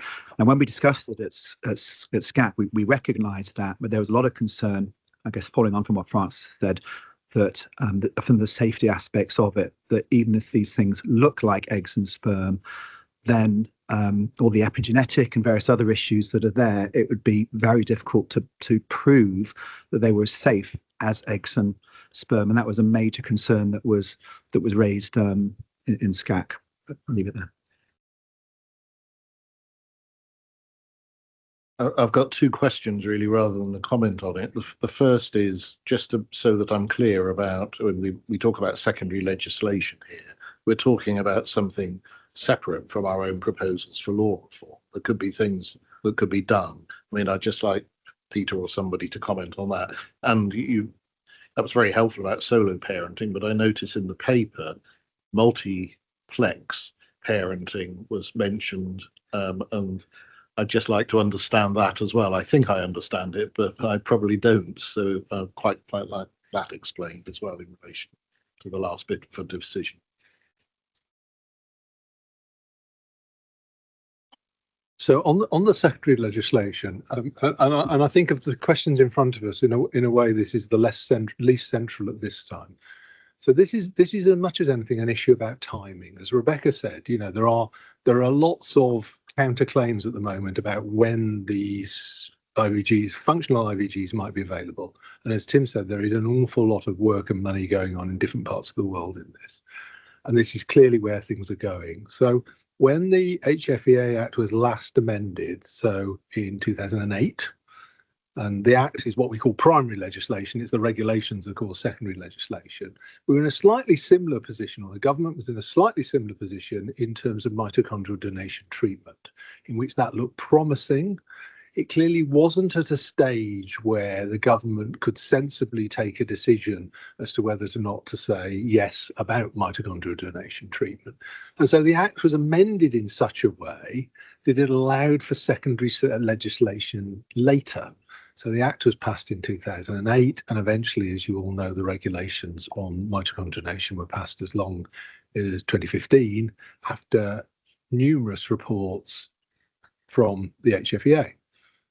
So it was the same sort of future-proofing thought at this stage, which is we're not in a position clearly to say to the government, this is a very pressing issue you need to deal with now, should you decide to move ahead with law reform. But it might be pertinent to say this is clearly going to become a pressing issue. If you decide to move ahead with law reform, it would make sense to make a sort of preemptory revision to the Act, such that you could then take the decision later. But I think in the case of the decision today, the first question and the third and the fourth are probably more important. The second is more a timing and because you could well see government saying equally, look, this is a pretty big change. Were we minded to do this, we'd much rather do it on the face of the Act than via secondary legislation because of different levels of scrutiny and all the rest of it. Does that help, Graham? Rebecca, do you want to answer? Rebecca, do you want to, or Dina, just mention about multiplex relationships? Yeah, so the multiplex parenting is where you could, in theory, have 4 parents creating one child. So you would create 2 embryos from 2 couples, and then those embryos would be used to get cells to create the final embryo.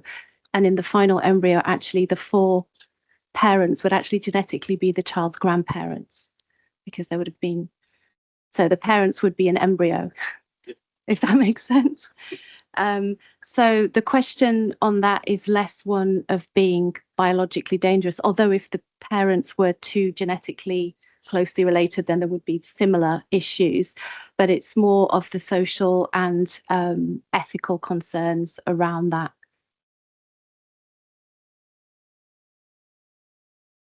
Feels like we ought to have Stephen Spielberg on this committee. Right, sorry, Zeynep and then Geeta.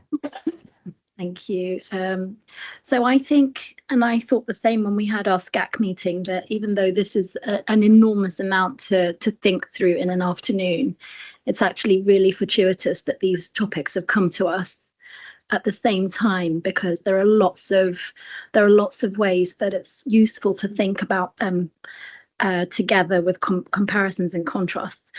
One of the things that I thought was quite interesting, and this relates to Tim's point, is that the Nuffield report, in one of the very useful ways in which they talked about stem cell derived embryos in difference to normal human embryos, was this idea of intentionality, that embryos are created with the intention of reproduction and parenting, even if they do at some point end up in research, whereas stem cell derived embryos are created intentionally and purposely just for research purposes.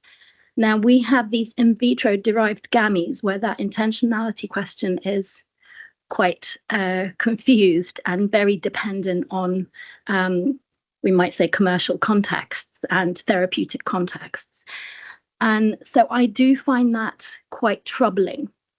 And I feel like something that we really haven't explored in any depth is the extent to which the special moral status of an embryo is impacted if that embryo is created using stem cell derived gametes. That's really a discussion I don't feel we've had in enough depth. My personal feeling is that at the moment there is not enough information to be able to weigh up the therapeutic benefits, potential therapeutic benefits of in vitro derived gametes to infertile persons against the ethical and the potential ethical and social dangers of using in vitro derived gametes for reproduction. So my personal feeling on these questions would be, is there a case for recommending that IVGs are subject to some form of statutory regulation? Yes. Probably yes for the second one. Third, is it necessary to make it explicit in law that IVGs cannot currently be transferred into the human? My personal opinion on that is yes, I think that should be our position, not least because we just don't have enough information about public opinion and overall sense of ethical problems. And I think if we say yes to that number 3, then the number 4 question is void. Geeta. Thank you, Chair. Once again, an excellent discussion, and thanks to all our colleagues for these excellent points they made. IVG is something I used to think when I was a registrar it was going to happen. in a few years. And then when IVM happened, and we thought it was just around the corner, maybe we would be creating not just in vitro maturing, but potentially work on primordial follicles and make them into grow in vitro completely and then mature. So IVG and IVM was going to happen, but it still hasn't happened. Only in mice, the work has happened. So in some ways, it proves that we are talking about it now. But yes, as Tim said, there are lots of companies that are investing in this and wanting to make sure that it's going to happen because of its applications, I suppose, because IVG, coming from germ cells in ovaries and testes is quite different to IVG happening from embryonic stem cells, skin cells. So because they're coming from gonadal germ cells. But anyway, in any event, safety and efficacy have to be proven. Epigenetic modification is a huge concern for these in vitro grown gametes. So, but it is something for fertility treatment for women who have premature menopause, who have low ovarian reserve, those who are older, and also for men where for genetic reasons have no sperm. There is a potential application. So in some ways, to me, I think if these experiments continue, which they are going to continue, we don't know how long it's going to be before safety and efficacy is going to be established.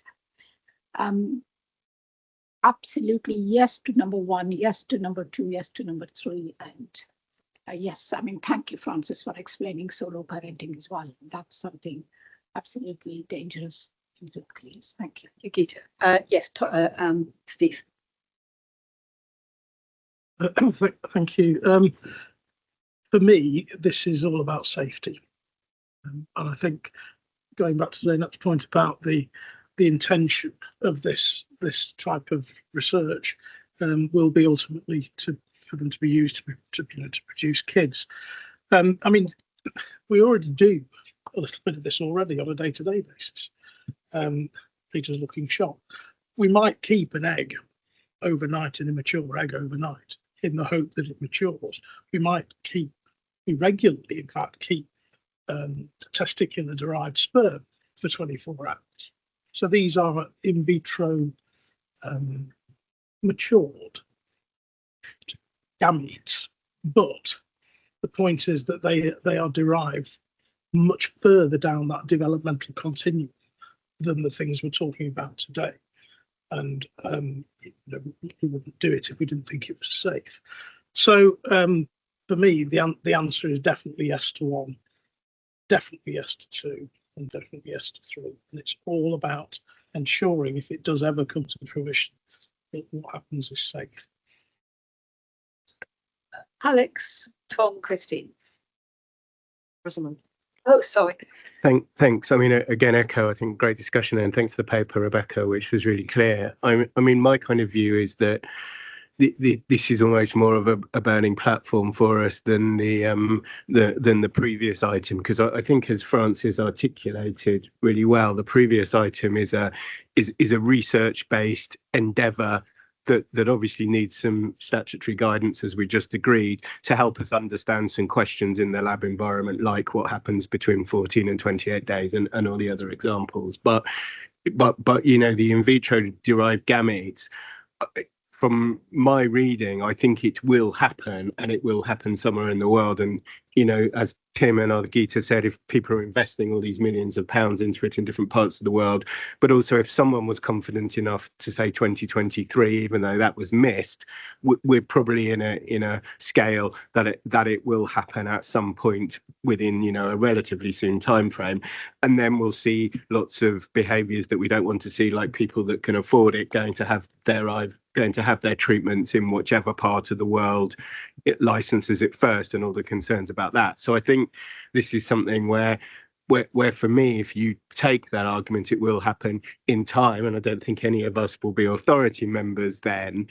It needs to be regulated safely in the United Kingdom, and this feels a really good discussion to get us on to the path of it. I was really struck in the paper by the potential of the economic benefits, which people won't have to freeze their eggs and so on. And we know the burden on people freezing their eggs at a very young age there. And I'm looking a bit at Geeta because I wonder if I thought on balance it probably might be a way to reduce inequalities, but I'm not 100% sure. You can see it widening inequalities as well. So because I think this will be a routine part of clinical treatment in X number of years in the future, I think we're on the right path to it. So I would agree with what others have said about the questions. But as I say, maybe I don't know if I'm being optimistic or pessimistic, but it just strikes me this will happen. And so we need to get a grip on it in clinical treatment in some time in the next X years. Thank you. Yeah, it's been a really interesting discussion, and I very much agree with the sort of themes for point 1 and point 2. I am struggling a little bit on what the right answer is for question 3, and actually it ties into your point about this is going to happen somewhere. And so if we have it in explicit in law that it cannot happen at the moment to humans, that then raises for me, what is the route through in a safe way to it happening and being in law and being acceptable? And we don't want to create a situation where people are travelling abroad to get this and there isn't that right approach. So I think it's not that I disagree with saying that, it's just I think that we also need to include how we move from one section to the other if we state that and sort of state what we would expect for it to be an acceptable route through. Rebecca, do you want to just answer that before we move on? Okay. Yes, the point 2 of creating secondary legislation to make a route in future would deal with that. So the idea is that the two would go together. So effectively it would be banned until there was a regulatory route that could be used. So it would be banned until it was, so a regulatory route could be created. So and how would we generate the evidence to say that it was appropriate? How would that work, or what's conceived? Well, we wouldn't be generating the evidence ourselves. It would be the people who are developing IVG, but we would be, I guess, assessing it at a certain point. Like was done, probably very similar to what was done for mitochondrial donation. There was a point at which we decided, the SCAC reviewed evidence and things like that to decide that it was now safe to go forward and to allow it. So that's what we were thinking of, a similar approach.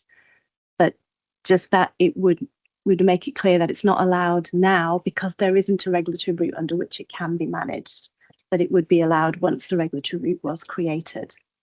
I think Peter's going to just jump in as well. I don't know if this helps, Tom. So this is a timing question. So at present, if somebody did this tomorrow, it's not at all clear to us there is a means by which we can control this, right? If some of the comments you've all made are true, which is at some point this is a kind of issue that not just this government, but any government across the world can't duck, then the task between now and then is designing a kind of framework that can sensibly take these things. Now, given the state of knowledge at the moment, that's quite difficult to do. So maybe in retrospect, and I'm as much to blame this, the questions aren't quite in the right order, but there's a sort of sense in which what we're trying to do is say, look, do you think the problem is so pressing? Their advice to government should be, you need to make sure this can't be done at the moment, while at the same time recognising that actually what you need to do longer term, medium to longer term, is design a kind of framework where these sorts of things can safely be introduced, should the evidence allow, et cetera, et cetera, et cetera. Does that's how we're trying to reconcile what you sort of highlighted as being a possible inconsistency. If you ban it and yet it's coming, how on earth are you going to let it start again? Yes, that does make a lot more sense. I think I'm still struggling on how the research is going to be done, because at some point you're presumably going to want to start trialing this, and with the regulatory approach, take you from that kind of, we're not quite ready to say everybody does it, but we're needing to build the evidence, so we need to start. Would it be under, would that be covered by the kind of the regulatory recommendations or steps that need to be done?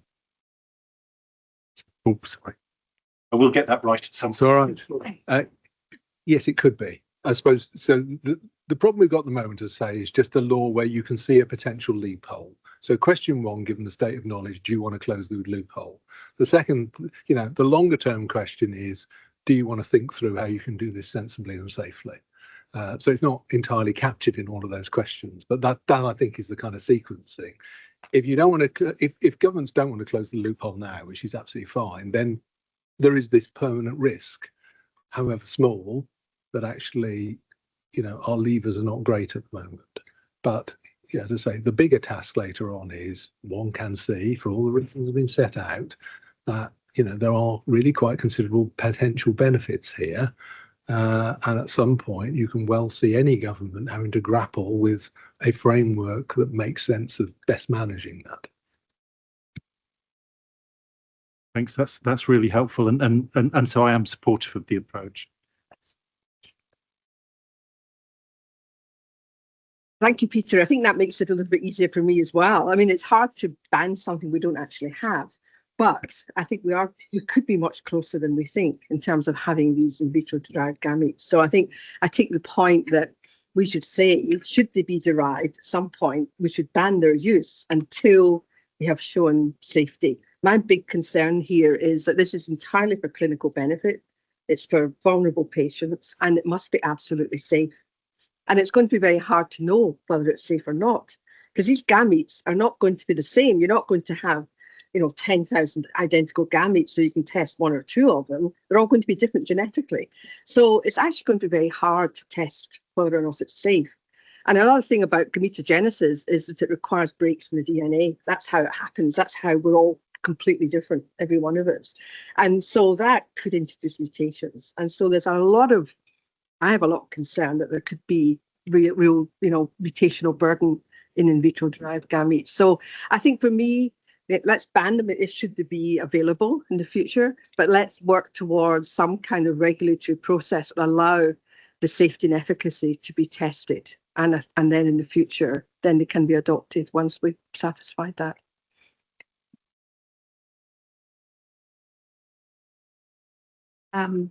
Yes, so I think the first thing I'd like to say is I appreciate that, probably not being a scientist, that the science of working out whether these things will be safe will probably be much harder than it was with MRTs. So I'll just caveat my comments there. And I completely appreciate maybe it won't ever be possible. But with my sort of ethics and law hat on, I've spent quite a bit of my research time over the last few years thinking about this thread of an interest in genetic relatedness that runs through a lot of technologies, including PGT and so forth. People want an unaffected, genetically related child. MRTs, people want an unaffected, genetically related child, and so on. So my own view is that there is a strong moral and legal case to justify legalisation of IVGs if and when they're judged sufficiently safe. For example, in the way that MRTs were by various HFEA reports, even if that will be much harder, and so on, including with reference to international human rights law, such as the European Convention on Human Rights. So if IVGs become safely available, I think people who need them, whether heterosexual, same-sex, etc., should be able to choose to reproduce with those if they wish, rather than use donor gametes or rather than adopt and so forth. So that's the background to what I want to say about the specific questions. So as regards 8.1, obviously some form of regulation will be needed to permit IVG use in future. And as regards the HFE Act itself, I mean, Peter's comments have already sort of essentially what I was going to say was exactly what Peter said, that one could have an amendment to the Act in the same way that we had an amendment in relation to MRTs. For example, a new section 3ZA7, regulations may provide that an in vitro derived gamete can be emitted egg, for sperm as well, and C, say, conditions regarding the clinical use of such gametes. So that's to then foreshadow potential secondary legislation in due course. And of course, if you do that, you're also affirming that they're not currently, I mean, that's another way of backing up as well, just to note, because otherwise you're going to have to go back and amend the Act. If we prohibit it in the Act explicitly, we're going to have to go back and open up the Act as well. So on that second question then, as regards if there's a case for statutory, should it be secondary, etc., and so forth, I think if they're judged sufficiently safe, currently my thought is it would be preferable at some stage to designate them as permitted and to foreshadow that in a section of the Act, which then foreshadows regulations, because I slightly worry about the risk of stigmatising the use of such gametes in future if they're not ultimately deemed permitted gametes. But obviously the detail of that is worked out in secondary legislation, and the detail of their use could be left to secondary legislation, and it could be left particularly, say, also to a code of practice, because of course you don't want to then have to go back and always amend secondary legislation. It's easier to amend a code of practice. On 8.3, on this question of whether it's necessary explicitly to, etc., can't be transferred to a human, I think I've already covered this in a way, but my own feeling is it's not currently necessary explicitly to say that the way it is about embryo models, because it's very clear what is and is not a permitted gamete. It's only if, for example, there would be some way of construing these not as gametes, maybe, but that seems a bit far-fetched to me. But I'm happy to listen to arguments on that, and the solution then could be amended in another section. Anyway, as I've said, if we prohibit that in the Act, you've then got to have a chance to reopen the Act rather than just deal with it all in the way that MRTs were dealt with.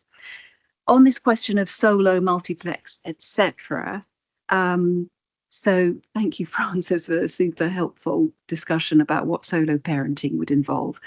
And I think, given the biological dangers and genetic dangers and so on, it would certainly be justifiable to prohibit that in law on the grounds of the health of the future child, notwithstanding that there is a right established in convention law to have a genetically related child. But one ground to restrict that would be health and clearly the health of the future child and so on. And presumably that could be done in secondary legislation. It wouldn't have to be sort of specified in the Act per se. Turning to multiplex parenting, it's interesting because this has been the subject of a lot of theoretical interest in the literature. I think it's currently unclear to what extent there would actually be a strong interest in that. And in some ways, it seems quite doubtful to me, given what we know about various aspects of the evidence about parents' experiences of and preferences in relation to reproductive donation, say, and adoption, all of which potentially involve other parents, or do involve other parents in various ways. Leaving that aside, turning to the question of whether one should prohibit such use, then we'd have to look at the question of whether that's justifiable with reference to international human rights law, Article 8, respect for private and family life. Again, we're looking at justifying an interference on the grounds of health or morals. This time, well, is it health? Is it morals? I think justifying an outright prohibition would be quite complex, given the existence of families in which children already have more than two parents, albeit not two genetically related parents, not two genetic parents. For example, where there's a mix of genetic and social ties, and reproductive donation is a classic case there, particularly if the age at which people have access to identifying information about a donor is indeed in the future lowered in law and available from birth. Of course, this question of having an embryo, as you helpfully explained, Rebecca, as a parent, that would be something to think about here, whether that's but even if it was not deemed acceptable, justifiable to prohibit in law, another way to think about it would be in relation to the welfare of the child clause of the Act, which so far, of course, has survived ECHR challenge. Yep. I'm just conscious of Yeah. And my final point here is, of course, one could deal with it in relation to welfare of the child assessment, but one would have to justify those reasons and so forth. Yeah. Thank you. No, that's very helpful. I'm going to come back to one of your points in a minute. Catherine, and then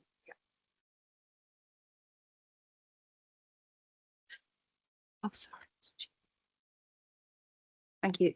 I think an awful lot of this has been said, with which I completely agree. I just want to say that for me, what my reflection on this paper and on this discussion is that the right to family, which we would all absolutely defend, can never be, in my view, should never be an absolute equivalent to an absolute right to one's genetically related child. So, of course, I would defend the right to a genetically related child, not least for the reasons that Rosamund's outlined, but it has to be a qualified right, i.e. qualified by what are the risks to the gamete itself, risk to any derived child, risk to the parent, but also risk to society and risk to the undermining and public protection issues that the undermining of public protection issues that we all hold very dear. So for me, whilst the arguments in favour of the use of IVG in treatment are certainly compelling, and one would all sympathise with the particular circumstances of those individuals who may benefit at some point in the future and who could not have their own genetically related child in any other way. My view is that the cons and the risks, partly genetic, partly societal and other, are so great at the moment that I think that it's absolutely necessary to close the loophole, absolutely necessary to prohibit IVGs being currently transferred into a human, to leave open the option, although I have some doubts about whether or not we could ever be fully satisfied about the risks having been effectively mitigated and the total safety of the procedure. But also, in my view, to preemptively to prohibit certain use of IVGs. And I take Rosamund's reservation, but I think that the case that Francis originally outlined about the risks of solo parenting in particular, multiplex parenting is obviously different, but solo parenting for me suggests that it would be absolutely right and necessary to do that as soon as possible. So my answer on all four counts is a resounding yes. Alison and I. Sorry. Thank you. Very briefly, I think this paper is quite different from the other because I think the reasons outlined in section 6.3 are quite appealing to patients, and I can see that patients catching on to this would be quite alarmed that we're thinking of prohibiting it. So there needs to be quite a lot of education because they will see 6.3, they won't see 6.4 or any other part of the paper. I think we established that earlier today. So I think we don't know about the timing. That's been hovering around for many years. But now that we do have this on our horizon, we do have to recommend that there's a form of statutory regulation, probably sooner rather than later, before there is some momentum behind patient forums to push for this, which I think follows on to yes for the other questions, and I won't prolong the discussion. Thank you. Yeah, I don't have a huge amount extra to add, other than I wanted to highlight one other group that I feel we should be thinking about quite a bit in terms of this whole discussion going forward, and that is the gestational surrogates, because there is a level of vulnerability that if we go down this route, we have to be thinking in terms of vulnerability of commodification of surrogacy, and just being really cautious about that group being well represented, well looked after in this discussion would be my only other additional thought. But I really think that's an excellent point that's just been made about patient vulnerability, and that they would potentially just see the one or two lines and degree of hope and go with that. So this is going to have to be handled very cautiously, but I do think we need to think in terms of surrogacy going forward in this discussion as well. Yeah, I'll just keep it very brief as well. Two very brief points. It's interesting, which I think some of us are diverging on this question, and I just wanted to be very clear that while I completely agree with the safety and efficacy concerns that have been voiced, I think it would be really premature for us to collapse all of the concerns regarding in vitro gametes to safety and efficacy concerns.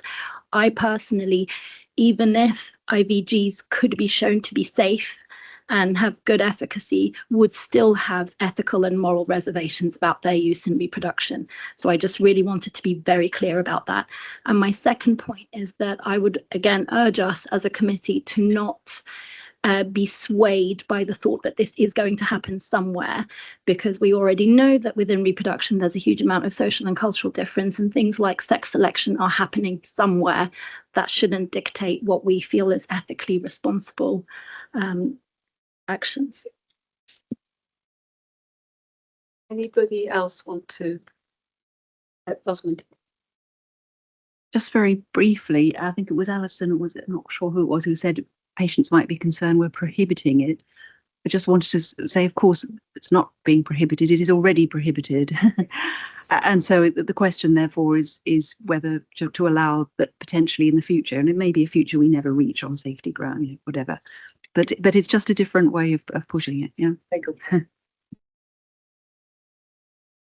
So shall I bring this discussion, a really interesting discussion, and actually, somewhat different to the previous discussion on embryo models. And I think particularly, Tim, right at the beginning of the discussion there said, this relates to treatment, not specifically to research, so it has a very different. And there are, the law at the moment does give some protection, but I think Catherine's point about, and actually Zeynep just raised again, the idea that firstly, safety is paramount, and we have no idea at what point and how you actually, as Christine said, going to be able to measure safety and efficacy in these sort of IVGs, but also even if they were 100% safe, there are a lot of moral and ethical questions that we would need to consider. Clearly, there is the right of people to have children and wish for people to have children. On the other hand, there are all sorts of other pressures. And in this particular case, I think Rosamond's right about this being prohibited now, but I think as the research develops, you can absolutely see a point where patients become quite a loud voice in wanting this to move forward, because it gives them all sorts of options. At the same time, this is also an area where I think commercial pressures will actually become a result. There is a lot of money to be made in this field, and that will in itself globally create a huge amount of pressure, which we at least need to be cognizant of. Even if we're withstanding, it's going to be an issue for us. So I think, Rebecca, you've asked us some questions. I think the sort of resounding view is yes, IVGs should be subject to statutory regulation. But that we understand that secondary legislation is a really useful tool to help us go forward as they develop, and as perhaps they become safer, or we want to change out of a general prohibition. So it isn't. I think I take Rosamond's point that IVGs are not permitted gametes. So actually, you're right. In fact, they are forbidden in law. But given that they are on the horizon, and given that the potential for confusion in the public mind, I think, is quite considerable. It might be worth considering having some sort of explicit statement in the legislation that say, just to recognise that IVGs are not permitted gametes. I mean, belt and braces, I would say, because it's very easy, and we know in our world as we at the moment of the HFE Act, it's very, very easy for people to get confused and there to be lack of clarity. And I think this is an occasion where we need to be 100% crystal clear about what we're talking about. So I would suggest, if everyone's happy, that is quite a good way forward. And finally, I think absolutely we think that these should that biologically dangerous, ethically complex, critical use. I think they're two slightly different things, actually, because ethically complex might be permitted at some stage. Biologically dangerous, I think, is never permitted. So I would like to, if everyone's happy, split them and say biologically dangerous, absolutely not. Ethically complex clinical use may or may not be prohibited, but is something that we would need to consider as the science develops. So we sort of, am I making sense? With that, is everyone sort of happy with that? Yeah. Okay. So Rebecca, are you happy you've got what you need? Yeah. Lovely. Well, thank you very much, and thank you for a very clear explanation and paper. Peter. Just to add, Julia, I mean, there's no pressing need to move forward quickly on this.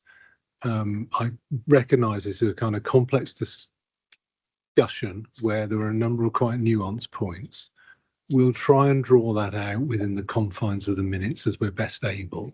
And clearly the fact that you all then get to sign off on the minutes the next time round, if we haven't reflected, the subtlety of the position without writing a 28-page minute, there will be a bit of an opportunity to say, hang on a minute, I don't think the balance is quite right here. So it's not like we suddenly have to sign up for something which gets operationalized, next week or something. So you will see a sort of refined summary of that in a couple of months' time. And there's an opportunity, I think, then to, I know normally the minutes go through, Ali writes great minutes and they go through pretty straightforwardly, but this may be one where, you'll want to sort of test us in the minutes as to whether we've captured the subtlety of all this. I can see Ali having a nervous breakdown. All right. Thank you, everybody, for a good discussion. I think, yeah, pretty much on time. AOB, just going around the table. No, I have none actually this time, and we'll see you all on the 12th of March. Look forward to it, and thank you everybody online. All right.